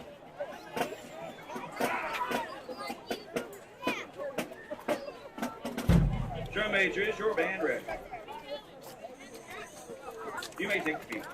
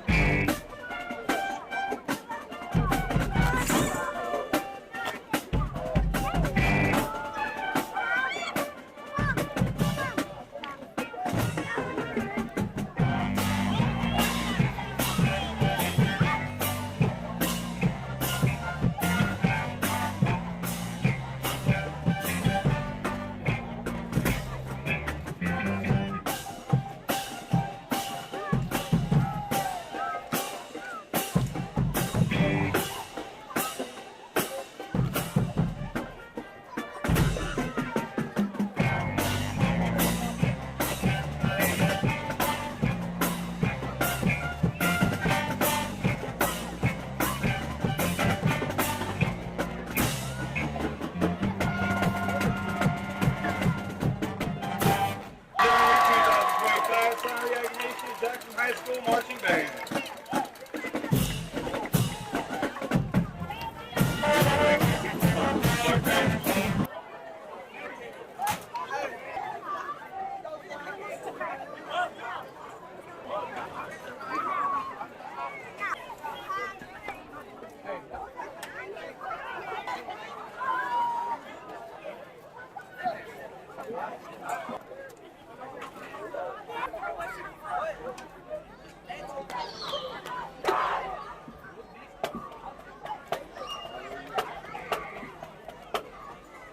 Good evening, ladies and gentlemen. On behalf of Superintendent Michelle Collier, Principals Todd Williamson, Greg Brock, Barry Updike, and Randall Jackson, we would like to welcome you to the Haville High School Blue Eagle Band. Tonight's performance is in Canto de la Vida. We'll start with a powerful rendition of Southern Latin themes from Aztec Fire and the Children of Sanchez. We'll continue our show tonight with our ballad, The Smooth and Stylish Pura Vida. After that, we'll have a party with the loud and playful Fiesta de Carnaval. We'll close tonight with Timu Ukaka. Tonight, the show is under the field direction of Drum Major Zoe Baker. Drum Major, is your band ready?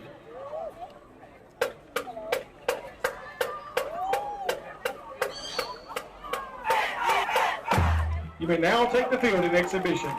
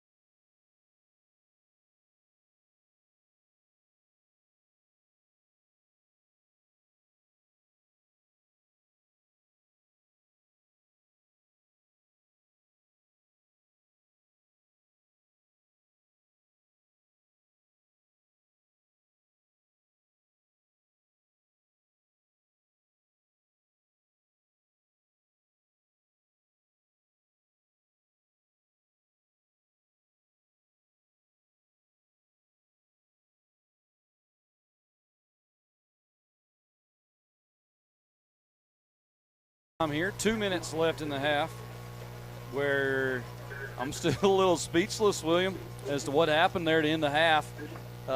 We went back and watched and through our royal blue and gold glasses, but it appears that the quarterback stepped out of bounds around the 3. Not to mention there might have been a hold and a block in the back on the scramble, but nonetheless, Aggies lead here 16-7. Yeah, we can dissect that video all night long. I had a little blurred out right there. Sorry about that, but no, I mean it happens. So you're looking at the scoreboard and you're down by 9. This isn't last year. You're looking at a 1-score game. So yeah, you said it, William. Bell held to 10 carries, 55 yards. So let's look for the Blue Eagles to get them involved a little bit more here in the second half here. Yeah. So let's look for the Blue Eagles to get them involved a little bit more here in the second half here. Yeah, I know those numbers on ST don't look good at all, but he has had hardly anywhere to run. I mean, they're in the backfield quick. This defensive line, you mentioned earlier, their secondary gets most of the height, but that defensive line is the best I've seen Neal play and possibly ever. They're big. I mean, they're 6 foot plus, 250 plus all across the front of that defensive line. So, and the fact that Gerard looked like he had a crease on the outside, and number 19 just ran him down. So they're strong, they're big, and they're fast. So that's a little scary combination. But at the same time, Gerard made a few throws, and then Ewan's running hard. ST, if he does get that crease, he can take it to the house. So just stay in the game, man. Stay in the game. Couple updates here while we got a chance here, waiting on the kick to commence here. Dale County 15, Pike County 11 at the half. So Dale County currently tied for first in that region that we would match up with in the playoffs, and then Strawn 10-7 over New Brockton. Is there a scenario where Pike County could host a playoff game? I think there's still a scenario. Pike's got Dale County this week and then New Brockton next week. So, I mean, it could happen. That region is just wide open. I'm looking at standings right now, and yeah, it's chaos over there in that region. It's a couple of teams there, and I got Mobile Christian 13-10 over Orange Beach at half. So that one's tight, William. I didn't see that coming. I know Mobile Christian played St. Michael's hard last week. Could be one of those hangover games, but I'm impressed that Orange Beach has held. Is it Jason Todd, their running back? Apparently hasn't scored, but maybe twice. So that's impressive. That shows you how good this Neal team can be, because beat Orange Beach 44-15. They're only dressing about 24 kids, so I'm sure he's just kick here high. Over it's going to sail down to about the 12. Number 0's got running room. That's Keegan Chapman. He's across the 40, tackled to 45 by Dagon Polite. Just to break down there and pursue a little bit, but good return. Keegan Chapman. Aggies take over first and 10. They're on 45. That was Mendoza's best kickoff of the year. And he still, man, the 100-meter. And he still, man, the 100-meter runner going to North Carolina and score and break free. So Jackson takes over here, first and 10, 11:52 on the clock. First and 10. Ball at their own 45 after the very good return. The play clock is blank, William. I'm not sure if we have a malfunction here, but there is no time on the play clock. We'll check into that here. Aggies line up, trips left. Going to be a flag. False start. I trust your word. You've been right a lot this year. Getting lucky. Tell you what, y'all can't see us right now, but we are tearing up these cough drops. Yep, I'm on number 7. They are and I still got a cough. Honey vanilla. Not gonna lie, I had one earlier in the week and I wasn't a big fan of it, but they've kind of been clutch here, William. Yeah, and if Halls wants to give us a sponsorship, we'll take it. I agree. First and 15, excuse me. High snap. Crowell's going to get that there across the 45. He's going to push a man out of the way. And got some pushing and shoving here. No penalty flag, but Crowell with a good run. Going to be marked at about midfield. So going to be a gain there, 10 for Crowell. 2nd and 5. I wish we'd have gotten that same score update I got. Atmore Blue Devils, 37. Satsuma Gators 6. That speed kills. How about that? Yeah. Wow. So Aggies with the ball here at midfield. 2nd down and 5. Duckworth's going to look downfield. He's pursued. This one come in, going to be an ineligible man downfield. So, yeah, Duckworth having to evade the rush from Dakota Dubose there and kind of gets out of the pocket, has a man downfield, and he's going to throw that pass there. That's going to be an incomplete pass, but it's not going to be incomplete because they're going to take the penalty, I believe. Sims going to take the penalty. What he's about to, yeah, they're marking it off. So pretty good. It was that one play that they couldn't get through the across the 50 into Blue Eagle territory. That's number 8 on the reception. That's Isaiah 38 on the play. So just a little screen pass, little run everybody to the right, throw back to the left. Good pass play, good design there for the Aggies. 1st and 10 at the Blue Eagle 22. That was a good play design. Trips receivers left. Duckworth in the shotgun's going to hand here to Crowell. He's just taking his time getting outside wide. He's going to get about 2. So a 2-yard gain for Crowell on 1st down, 2nd and 8 at the 20. Setting the edge. He wanted to cut it up, but all of his gaps were filled. So that was a good job on the defensive line for holding their own. They played really well today. They have. Crowell checking out, taking himself out of the game here, and Aggie's going to get a timeout, or is that Coach Sims with a timeout? Official timeout. Injured player. There's a Blue Eagle down. Did they do the 6-minute timeouts in the first half? I think we quit doing that after a certain time of the year. I don't know if it's a temperature thing or if it's the week thing, but we don't do the heat timeouts after a certain week. Learn something new. Right? So, yep.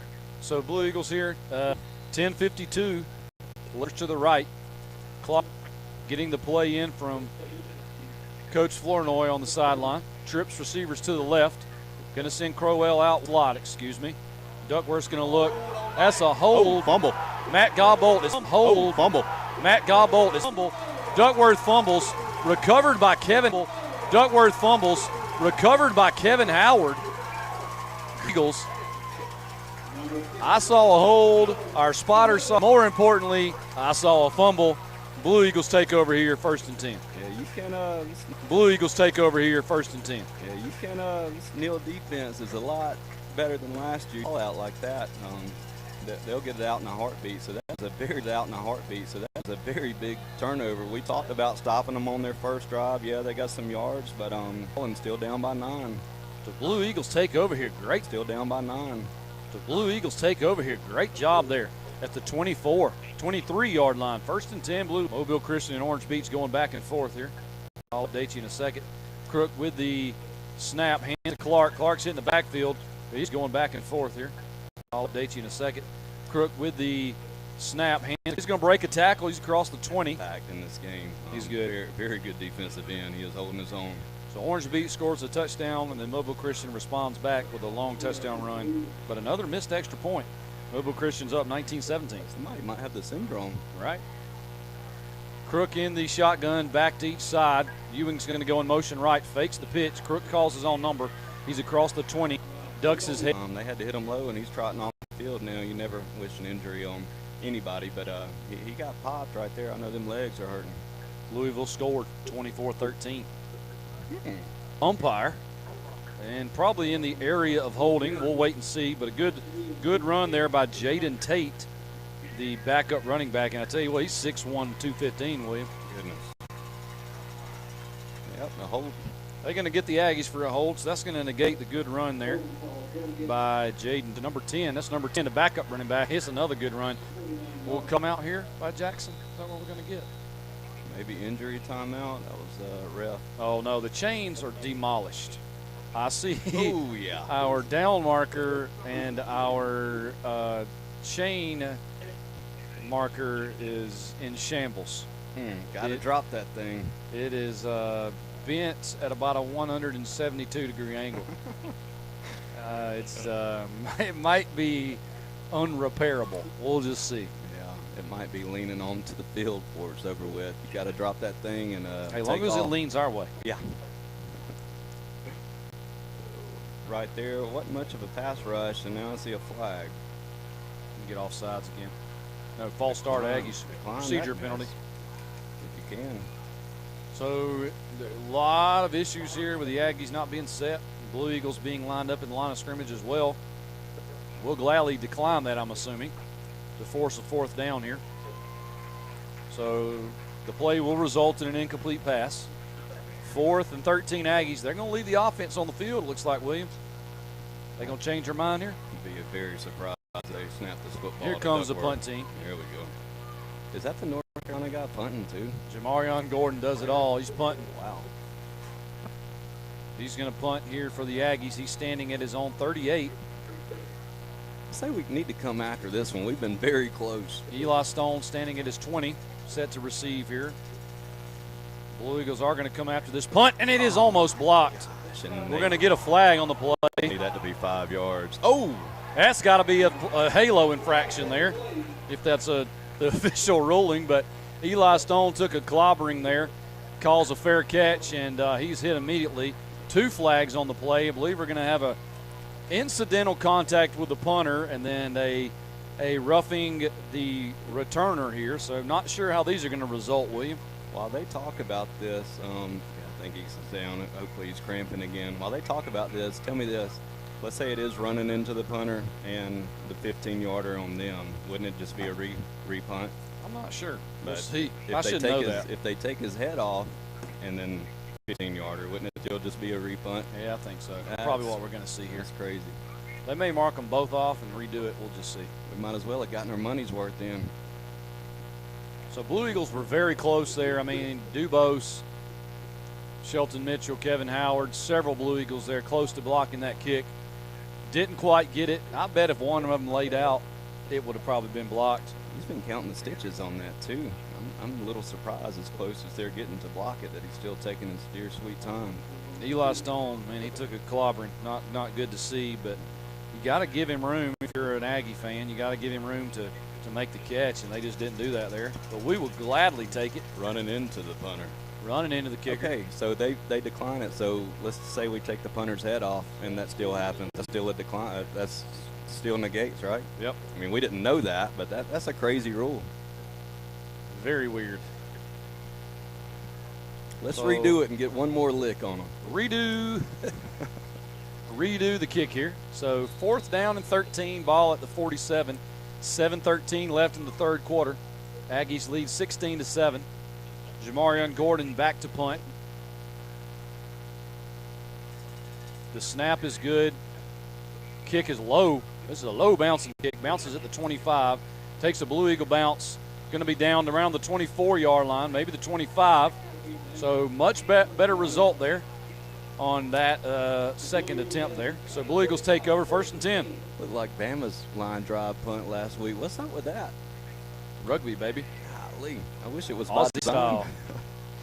But yeah, you punch him in the mouth right here and make this a 2 or 3 point game. I got a feeling if we can take care of business and get the ball in the end zone, the Aggies are feeling a little pressure. I look for the Blue Eagles to try something here. I look for a little trickeration at some point. Ewing with the handoff. He's hit the line of scrimmage. Just no push from the Blue Eagle offensive line. That front for the Aggies is just fierce. That's going to be a 1-yard gain for Jaden Ewing. 2nd and 9, Blue Eagles. Just like you said, a token run right up the middle. Yeah, I think we're going to have to take maybe a shot or, hopefully, calling a pass play and letting Gerard maybe try to scramble. But, yeah, the running, especially in between the tackles, is that hadn't been there much.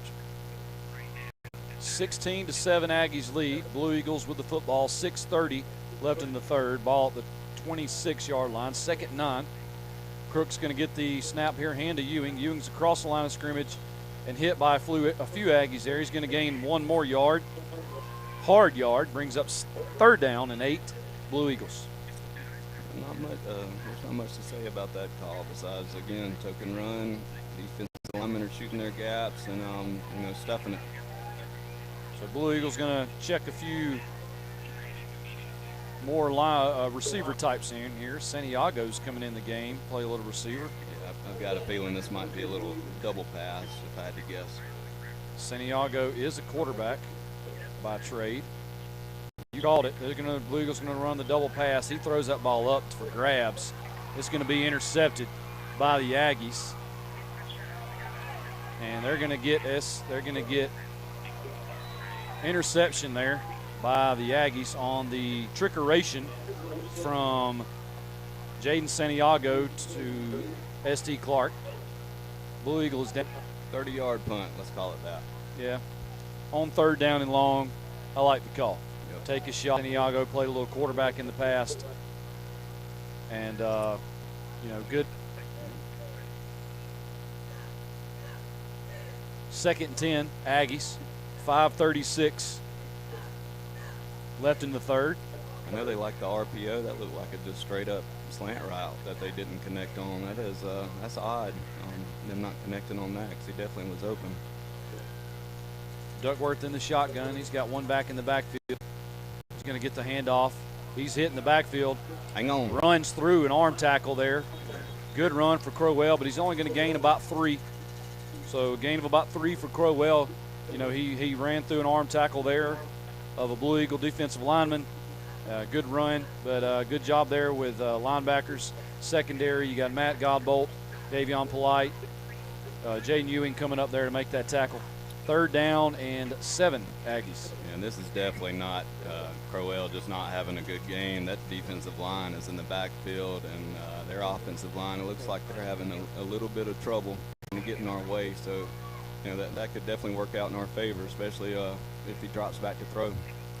So Crowell here in shotgun, third down and 7. He's going to look to his left. He's going to throw across the middle. That ball is incomplete. Ball just behind his intended receiver, so not a very good pass there again from Landon Duckworth, and that's going to force a punt. So Blue Eagles, good defense. And that run before half, that obviously hurts, but I think Duckworth. On Gordon set to punt. St. Clark back deep to receive this kick. Let's block this one. So Gordon to punt. High snap. He's got to hesitate. Just about blocked. And we're going to get another. Actually, no. Call it. Wowzers. But what a bounce on the punt there. Ball's going to roll dead at about the 15, maybe the 14-yard line. I'm not going to lie, William. I was a little nervous. Could have got a couple Blue Eagles there for running into the kicker again. Yep. But, again, we'll accept. Shows you how unbiased we are, if y'all are listening. We're completely unbiased. No bias whatsoever.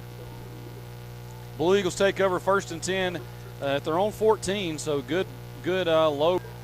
Ooh, incomplete pass. Here comes the jet sweep. Gerard Crook's going to look. We're going to throw that ball. Possession game. Crook's going to look. Nobody open. He's going to have to evade the rush. He's across the 20, 50. He's going to be pushed out of bounds at the 10.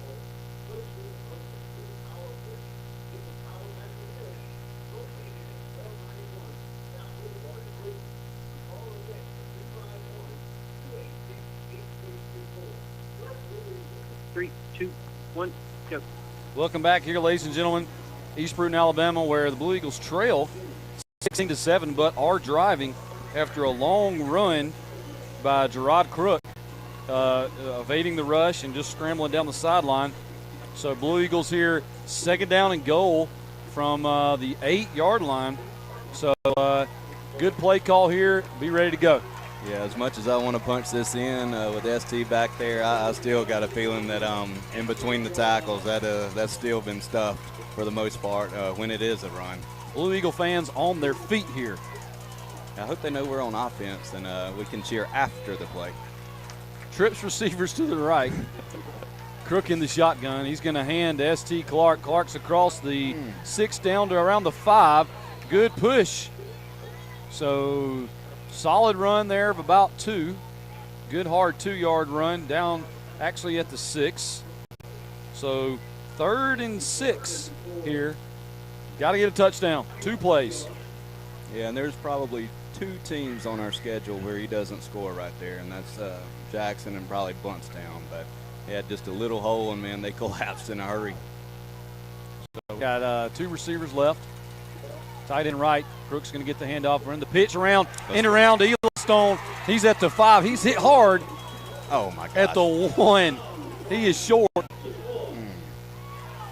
Going to be short. That's a 6-yard gain. We'll call it 5 for Eli Stone. He was there, but great job closing there by the Aggie defender. 4th and touchdown to go, William. 1 yard. I'm not even going to begin to predict what's going on right here, but yeah, that's a full yard away. 4th down. We scored earlier on about 4th and whatever it was, 1. So let's punch it in. Wildcat. S.T. Clark in the backfield.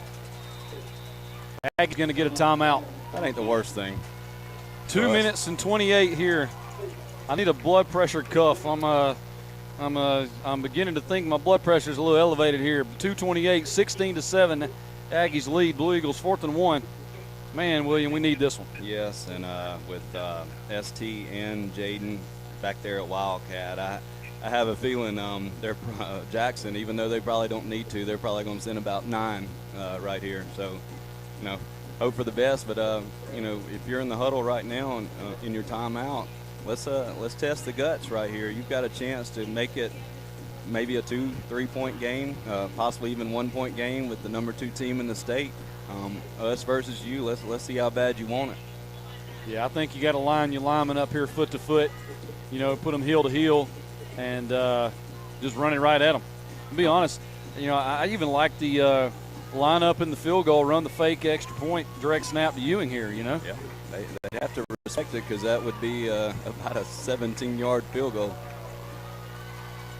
All right, Blue Eagles with a heavy set here. I got linemen everywhere. Do not need a penalty. We need this a 1-yard gain. S.T. Clark in the – oh, my heavens. We jumped off sides. Oh, my heavens. Almost didn't get it out of my mouth. Right after a timeout, too, and that was Big Mike Owens. He's upset at himself. Bowen, sorry. False start, Blue Eagles. We lined up there in a heavy set. Multiple extra linemen in the game. We jump off sides. False start. Pushes the ball back 5 yards. Now we got a 4th and goal from the 6. That one hurts. Yeah, and this is me trying to be positive, but maybe that gives us a little breathing room, and here comes our 5 skill guys back out there now. So you do have 4 receivers and 1 running back. Crook's going to get the snap here. He's going to have to roll left. He's got a man in the end zone. Eli Stone. Ball is incomplete. Turnover on downs. Wow. No words. We scraped all over them, but that's also their North Carolina guy, so that was a very big stop by Jackson. But, hey, worst field position they've had all night. So the way they've moved the ball this half, get you a stop right here and maybe even a turnover.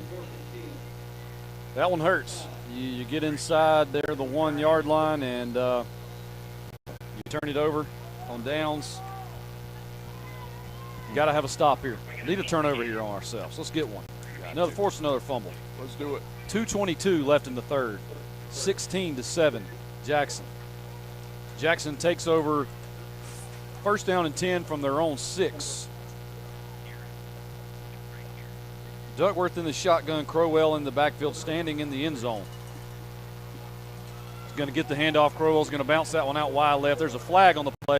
He tiptoes down the sideline out of bounds at the 20. Going to be a 2.5 yard holding penalty there. 3 yard holding penalty. Maybe we can back them up so much to where they'll hold in the end zone. Get us a safety. Holding on the Aggies. That good run there by Crowell is going to be negated by the hold. Well, wish we would have known it was a hold. We'd let them take off for 90 yards. So penalty pushes the ball back to the 3 yard line. Actually inside the 3. So 1st down and 13.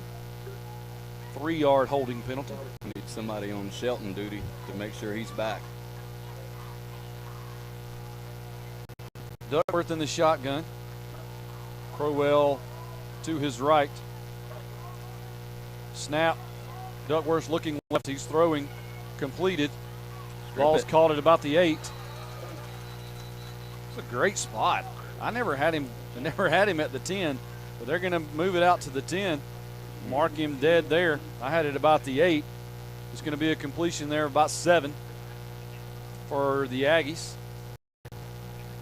Should be second down and about 6 here. Not sure who that receiver was. I can't see that far. I wish I could. 28, I believe that is. Decorius Jackson. It's a good tackle by ST to not let him slip away. Jackson with the ball, second down and 6. Crowell gets the handoff. He's hit immediately. Going to break a tackle across the 15, close to the first down marker. He's going to have a first down, I believe. Yeah. 6-yard run there on second down, 1st and 10, Jackson. I know one thing, E.J. Crowell, he's what Ewing is if he don't already. They've been going at it all night. And Jackson at the 16-yard line. Duckworth in the shotgun, 3 receivers left. He's going to hand here to Crowell. No, he's going to take it himself, actually. He's across the 20 to about the 24, 23-yard line.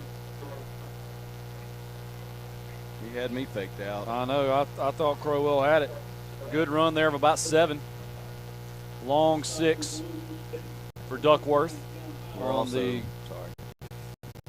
about 100 yards away. I'm glad our defense saw who pulled it because he could have been gone too. I got my Walmart binoculars out, trying to see what's going on down there. Trips receivers left. Crowell in the backfield. They weren't set there. Nope. Crowell gets the handoff. He's going to break a tackle, run over a man. He's out to about the 35-yard line. It's going to be another first down. A run there of about 11 for Crowell. He's finding his groove here, William. Yep, need a stop. We're possibly getting a little tired, but I know that offensive line is too. They are out there. Good physical game here. Both teams playing hard. A lot of guts out here tonight. Crowell is out. Duckworth's going to get the snap. He's going to throw the swing pass to number 26. He's across the Ewing throwing the defender out of bounds. Throwing the defender out of bounds. A little bit late there. So Opp is in the driver's seat in that region. More like Ash Fried, am I right? Worth in the shotgun. He's going to turn and throw the swing route here. Ball's just off the hands of his intended receiver. Sails a little swing route here. Ball's just off the hands of his intended receiver.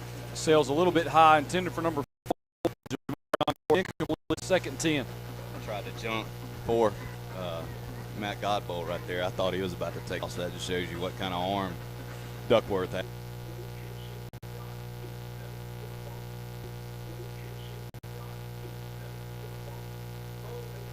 And talking. 4th quarter. The Bobcats defeat Ashford. The Yellow Jackets. Is that what Ashford is? Sounds right. On what happens with Dale County and Pike. So just trying to get an idea as to playoff potential. Here, Aggies take over here with a 3rd and long, and Blue Eagles jump off sides after the end of quarter timeout, and Crowell spin the tote to rock right here. Yeah, if not this down, it'll be the next one. Good physical runs there by the Blue Eagles.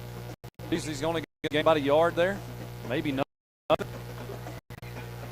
So 4th down and 4. Come earn it.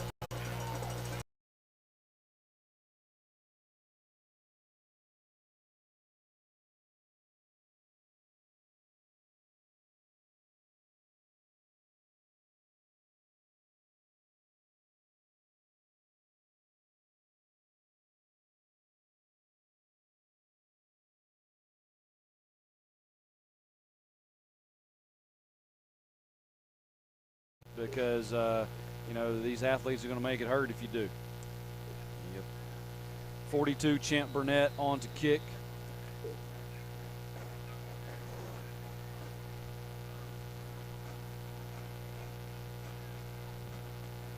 Ball's going to be teed up at the 40. 11-10. Left to play here in the 4th quarter. Aggies lead 23-7. Kick is high across the field. Going to be fair caught by Matt Godbolt at the 30. Blue Eagles take over 1st and 10 at the 30. Yeah, I think both teams are good with that. They're good with no return, and I think we're good with them not taking our heads off because they had about 5 guys running full speed. That was a good fair catch. So Blue Eagles with the football here in the 4th quarter with 11:10 left to play. Crook in the shotgun. He's got 2 receivers to his right.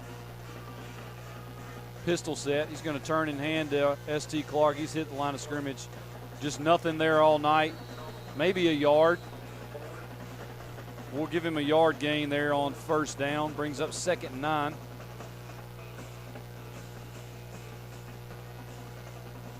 So used to him like being in that little scrum and bouncing out of it, but yeah, you said it perfectly. There's nothing there. That defensive line, I've said it all night. It's the best I've ever seen. 2nd and 9, Blue Eagles. Crook in the shotgun, 1 back to his left. Twins receivers, actually Trips receivers right. He's going to have to evade the rush, rolls to his right. He's got some running room here. He's going to throw across his feet. Ball intended for Cedric Samuel, but falls incomplete. Just had to throw on the run a little bit there. Ball's a little bit low. 3rd down and 9, Blue Eagles.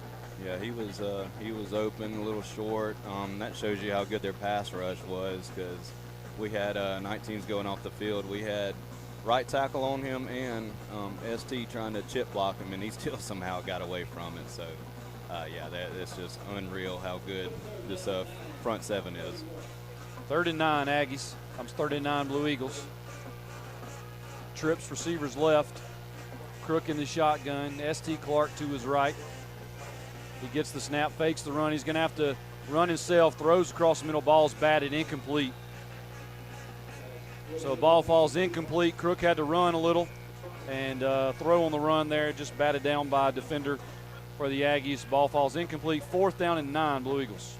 We're fortunate we're punting this football because that could have very easily gone up in the air and one of them catch it. So, yeah, that I'm going to say it till I'm blue in the face. We can't do much with their defensive line and their pass rush. I'm impressed that Gerard had that long run against them because he slipped out of there, but there has not been much there. So Cameron Stokes on to punt. Snap here from Easton Grace. 2 Aggie returners back deep. Snap from Grace. A little bit to Stokes' left. He's got to recover and kick kind of on the run. Ball bounces. Returned there by Gordon. He's going to be brought down by Eli Stone. Great tackle. Eli Stone. I'm sorry, that was Keegan Chapman, the 100-meter state champ on the return. Good tackle. Eli Stone on the punt return there. Aggies take over 1st and 10. Is he going anywhere? Chapman? Keegan Chapman's going to North Carolina. So all 3 of them are. One of them that's hurt, and wow. Yeah, the twins, Keegan and Keon Chapman, are headed to North Carolina. One to play receiver, and I'm assuming the other is going to play defense. So Bill Belichick, if he's still there after this year. He'd go anywhere he wants to. Yeah. Retire. Aggies take over 1st and 10 at the 39. Crowell's going to get the handoff. He's across the 40. Several Blue Eagle defenders there on the tackle. That's an amazing spot, though. I got him at the 41, and they're going to mark that at the 42. They're going to give him 3 yards. Wow. Yeah. Definitely trying to gang tackle and strip that ball from him, but I'm sure he's been told 1,000 times that's the worst thing that can happen. So he'll just take his 3 yards and ease down. 2nd and 7 for the Aggies here. Duckworth in the shotgun. Crowell to his left. Going to send a man in motion. Going to hand off here to Crowell. He's going to hesitate. Hits the hole. Wow, good run there. He's across midfield. Runs over a man. Brought down at about the 35 in Blue Eagle territory. Going to be a run there of about 22 yards. He's checking out, tapping his hat. 1st and 10, Aggies down to 35. Play should have never happened, though. It was a false start there. Santiago getting him low right there just kept us off of Sports Center because he was throwing guys off of him left and right. 23, we said? 23-yard run. Duckworth throws this ball. Got a man open there, caught at the 25. He's going to break a tackle at the 20. Going to be brought down inside the 5, down at the 1. Easton Grace, good pursuit. Pass completion there of about 29 yards. First and goal, Aggies. We cramping up again. Easton's playing his heart out there. You hate to see it. You know, it's still quite a bit of time here. Blue Eagles just can't seem to do nothing here late. Exhausted, tired. You don't want to see it. You don't want to see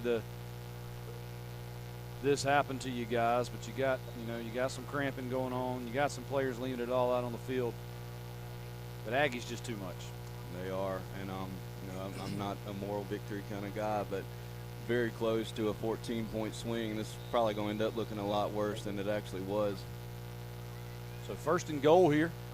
Aggies at the 1-yard line, going to get the handoff. That's number 40. He's across the goal line. Touchdown, Aggies.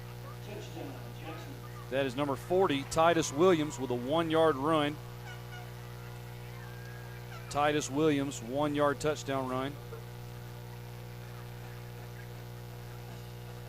Pending the kick here. We knew they were going to be good. They're as good as advertised, but again, we are not that far away from them after what I saw for 3.5 quarters. Number 42, Champ Burnett on the kick. Snap is good, hold is good, kick is high, and it's going to be good. So 30-7, Aggies. This game was tight the whole first half, kind of getting away from the Blue Eagles here. Mobile Christian wins 32-17. Congrats on making the playoffs. So Orange Beach eliminated. Blue Eagles are officially in the playoff, even with a probable loss here tonight. Mobile Christian moves to 3-2 in the region. So next week will be a battle for that 3 seed with Mobile Christian. What it's looking like. Basically, see how far you travel, or see who. I guess we're thinking possibly wins that region, but you still got Ashford in there, and it looks like 3 teams could possibly be the 2 seed. Who knows, right? Who knows? So 30-7 Aggies here. 8:50 still left to play. This is still got quite a bit of football left. A lot of time here. 42 Champ Burnett on to kick. He's going to tee this one up in the middle. A little bit different look. Been kicking across the sideline here. We'll see what he does. High kick. That's going to be R.J. Smith with the return from the 19. He's going to cut back across the field. He's got running room at the 30, across the 35 to the 36. Good return, R.J. Smith. Return of about 16 yards. 1st and 10, Blue Eagles. You said it. Had some room right there, but they just close in so fast. Good gosh, and it looks like they're deep too, because they are not wearing down one bit on defense. Yeah, they're dressing what you count, 73? Yeah, 73 to our maybe 43. Probably. So a lot of depth there for a school that's not much bigger than us. So they got a lot of turnout. I imagine when you score 70 in the state championship game, you have guys left and right wanting to play. Yes. Crook's going to throw the quick out here to S.T. Clark, number 0. Might have his ball face is mask. caught, and that's what probably going to have here, I believe. That should be the only thing that is. There was no blockers out there. Unfortunately. That's a 5-yard completion. 5 yards. 5-yard face mask. Inadvertent face mask. So let's see. That's going to be from the end of the run. Looks like they're going to mark it off. So count the completion. The steps are getting shorter and shorter, aren't they? Oh, man. That's still a first down. We won't say who that is, but yep. So first down completion counts. Trips receivers left. Crook gets the snap. He's going to roll left. He's going to have to throw immediately. Almost a great catch. R.J. Smith had to kind of recover. He was running a little comeback route there. Maybe a quick out. Ball was kind of behind him. Crook had to throw it. Defensive end did a great job pursuing. Just kind of fell off of R.J. Smith's hands there, incomplete. Yeah, it looks like they're dropping back into a zone now, and he kind of threw it to a spot, and it would have been a great catch. But I hadn't looked at any stats. Do we have 50 passing yards tonight? Yeah, we had 70-something in the first half, 76 right now. And they've been hard-earned. Louisville winning over Miami. Wow. Louisville beats Miami. Number 2 goes down on Friday night. Crook gets the handoff, hands to S.T. Clark. Good hard run, Clark, up to around midfield. Going to be a gain of about 4. Brings up 3rd and 6 for the Blue Eagles. Very hard run by ST. I know he's going to be hurting in the morning. Tough football player, but going both ways, taking hits on offense, playing cornerback on defense. He's not that he had to, but he's won me over big time on what kind of player he is. So ball at midfield, 3rd and 6, Blue Eagles. Crook in the shotgun. Going to run the jet sweep here to R.J. Smith. He's across the 50, down to around the 40. It's not a very good spot. Awful spot. Right? So 4th down, and we'll call it 3. So that's about a 3-yard run for R.J. Smith on the jet sweep. 4th and 3, Blue Eagles. I think they marked him down where his belt touched the ground. Maybe they thought he was sliding. Carson Beck throws 4 interceptions in this game. It's good for Ty Simpson. Probably on his Twitter too late. Final in Flamelton. Flamelton beats Hillcrest 19-6. So Flamelton will be in the playoffs as the 4 seed in that region. Congrats to Jace Gandy and the Hurricanes. Good to know that that those guys are representing the Escambia County school system. So appreciate you, Josh Sawyer. You have been the man tonight, updating us. I mean, I got a text thread here about 2.5 miles long where he's just been hammering us with updates. Yeah, I'm a little salty. I'm not in that group chat, but whatever. Oh, I am. That's my old number. Oops. My bad, Josh. You got his old number, Josh. I'll send you his contact. My bad, Josh. We appreciate you for real, though. All jokes aside, you have been great tonight. So, Blue Eagles 4th down and 3.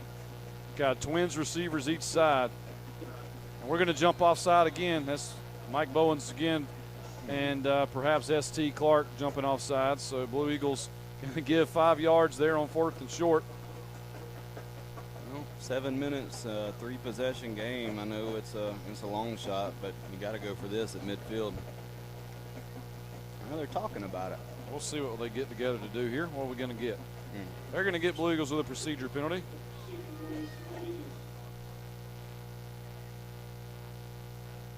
So illegal procedure on the Blue Eagles. False start. Pushes the ball back to the Blue Eagle 48. Back across midfield. So we're going to be faced here with a 4th and 8, William. 7:05 left in the 4th. Send them long. Let's see if we can get a penalty or Gerard can scoot. Snap to Crook. Crook's going to have to evade the rush. There's Aggies everywhere. He just throws, and that ball's going to fall incomplete. He had him. Ball was batted, kind of broken up there, falls incomplete. Turnover on downs. Aggies take over, 1st and 10. And what you do not want right here is Crowell to bust a long one and make it 37-7. It looks like a tail kicking, and then him get his 100 and whatever. So there's still a lot to play for.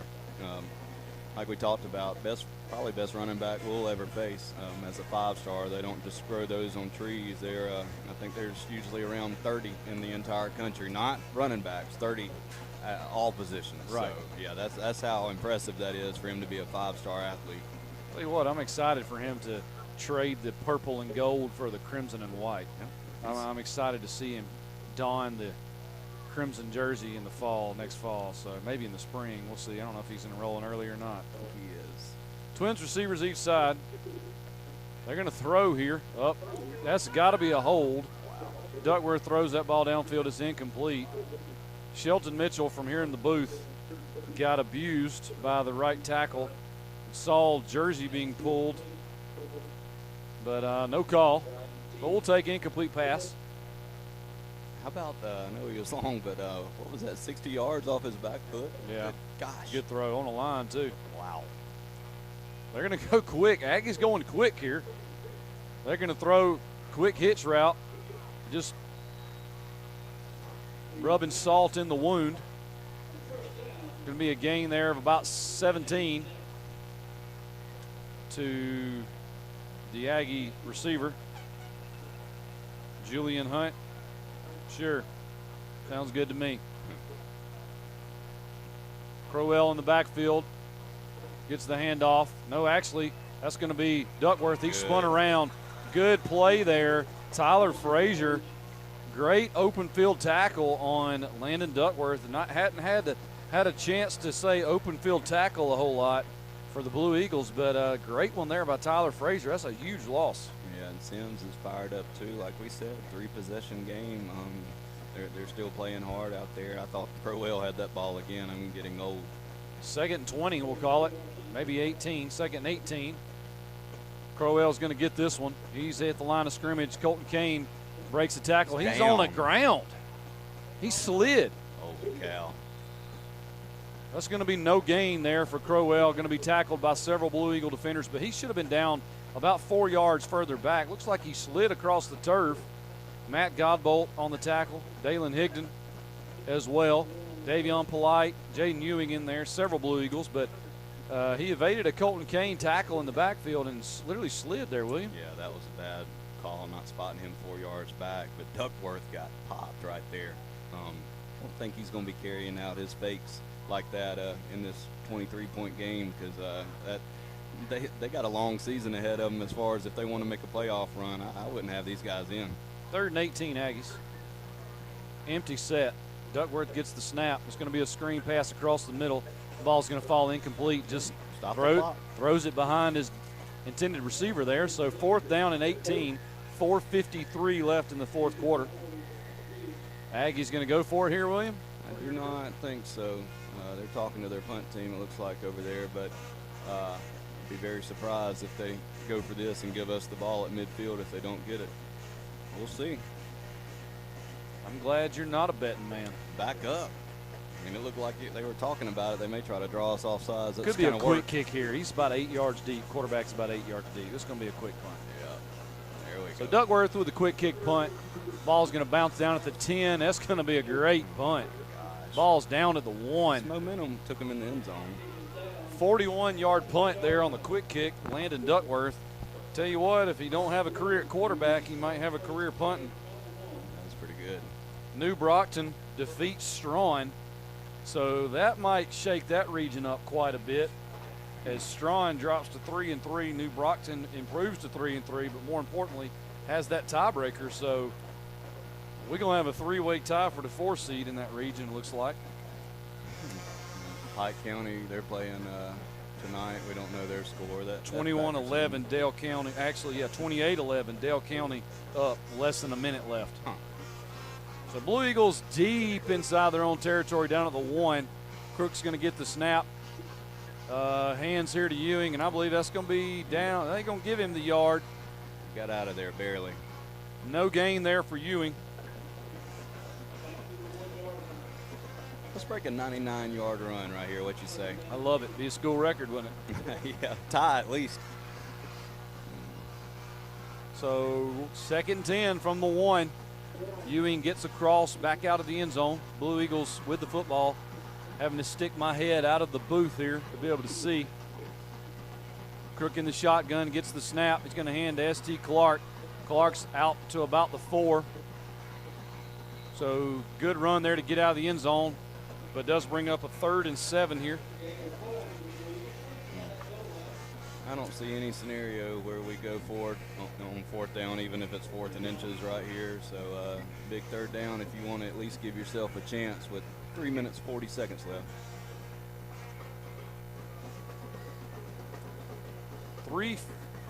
3:34 left here in the ball game. 3rd down and 7, Blue Eagles. Going to line up with trips receivers to the left. Good gosh almighty. We're going to jump off sides again. Start. So ball's going to be backed up 1.5 yards down inside the 2 here. So pushes down marker to about 3rd and 9. 3rd and 9 Blue Eagles. Both tackles right there jumped. I think they're shifting their defensive line like Georgia does, and it's messing us up. Crook's going to roll left. He's going to have to throw. Ball falls incomplete, so 4th and 9 from the 2. What are we going to do here? Yeah, they shoved him almost to the concession stand back there. Can't get anybody hurt. I can officially declare this a loss. And you got Mobile Christian next week for seeding, and then the Battle of Murder Creek, and then playoffs. So I hope we play this smart. 3:08 left here in the ball game. Blue Eagles are going to be forced to punt here. Cameron Stokes going to have his heels on the back of the end zone line. Maybe he won't have them actually on the line, but they'll be pretty stinking close. This ball is going to be snapped here from the 1. 2 Aggies back to return this punt. Snap from Easton Grace is good. Here's the punt. End over end punt. Muffed by number 39, recovered there by Dalen Higdon. So number 39 for the Aggies, Jamarcus Locke with the muffed punt attempt. Dalen Higdon, Johnny on the spot to recover that one. Flag. What is this going to be? He's pointing in the direction of Jackson, so hopefully they'll be marking it off some in our favor. We officially have 20 guys on the field, so we don't know what's going on. Holding on the Aggies on the return, so we'll decline that. Blue Eagles will take over possession here after the muffed punt at the 31. I think they marked that off. Just tack it on. Oh, do they mark it on? Wow, okay. Go team. We'll take it. Schultz's steps are getting a little bit better, so I have to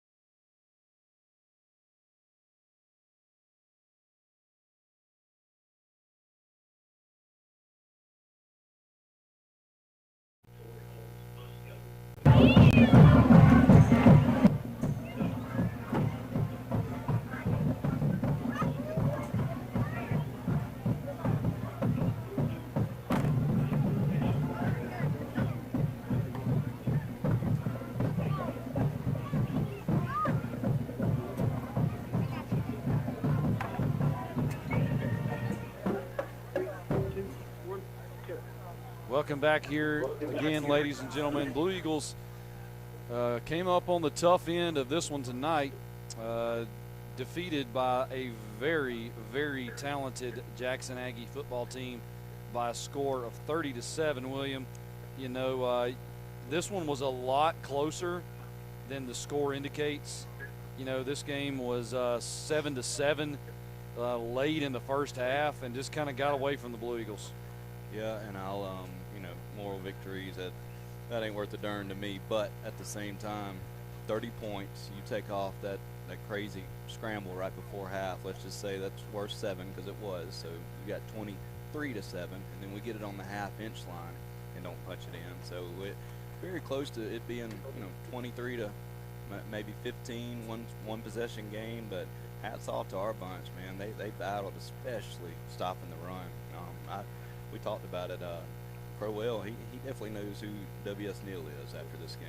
Yeah, shout out to our statistician and spotter and sideline reporter. He was on his P's and Q's tonight. But even bigger than that, he made a bold prediction last night that Crowell would not have 150 rushing yards.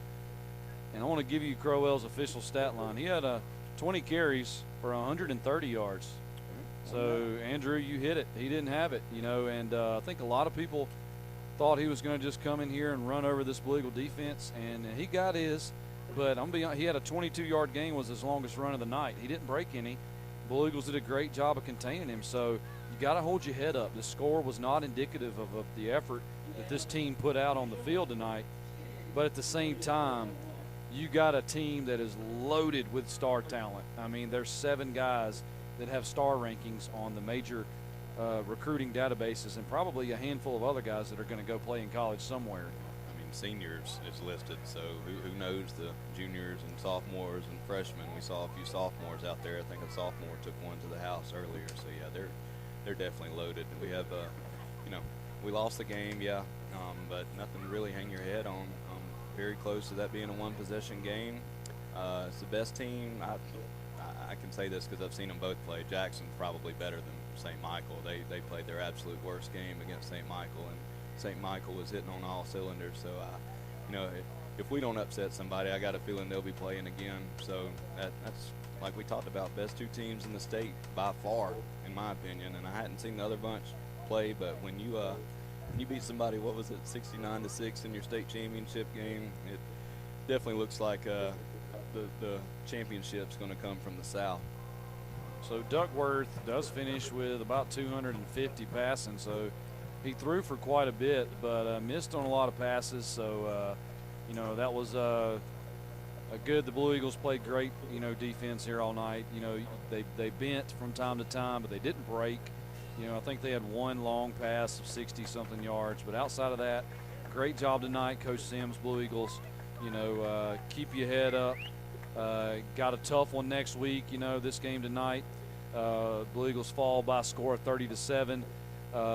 This does put us at 5-3 overall, 3-2 in the region. But more importantly, with the Orange Beach loss, the Blue Eagles are officially in the playoffs, despite the result of next week's game. So Aggies do improve to 7-2 overall and 4-1 in region play, and that all but locks up the 2 seed for the Aggies. So Blue Eagles will head down to Mobile next week to battle with the Mobile Christian Leopards for that 3 seed in the playoffs, William, and it's going to be a big one. Yeah, it is, and it is the difference in the 3 and the 4 seed. But you know, I'm a numbers guy, and got a few statisticians out there. But round 1's very favorable for us, no matter the result next week. Round 2 also ran those numbers. It's very favorable. Now you have to take care of business, obviously, but at the same time, like just to be positive, you're not looking at a Jackson or a St. Michael's in round 1 or even round 2. So you know the future's bright for this team. You know, we kind of expected this to be a tough game. This isn't one of those, oh my gosh, we lost this game, I can't believe that happened. But you know, it's our whole season's is still ahead of us. It is, and again, you know, you got 2 big ones, Mobile Christian next week, and we're not even going to begin to talk about how big the one after that is. Every year, Battle of Murder Creek, big one, but great job tonight, Blue Eagles. Keep your head up. You do get defeated 30-7, but it was a great job, great effort, valiant effort, and thank you to you, William. Appreciate you. Thank you to Andrew, statistician, spotter, and then even dabbled with some sideline reporting tonight. That was outstanding. I'm excited to see where that goes going forward. And Mr. and Miss Aaron, we appreciate what you guys do. Brock at the studio, man, you're amazing. And everyone here in Blue Eagle Nation, I am Daniel Hodge signing off. Thank you for listening to us this week. Blue Eagles are not victorious tonight, but I got a feeling we will be next week. Tune in to that one. We'll be right here on WKNU.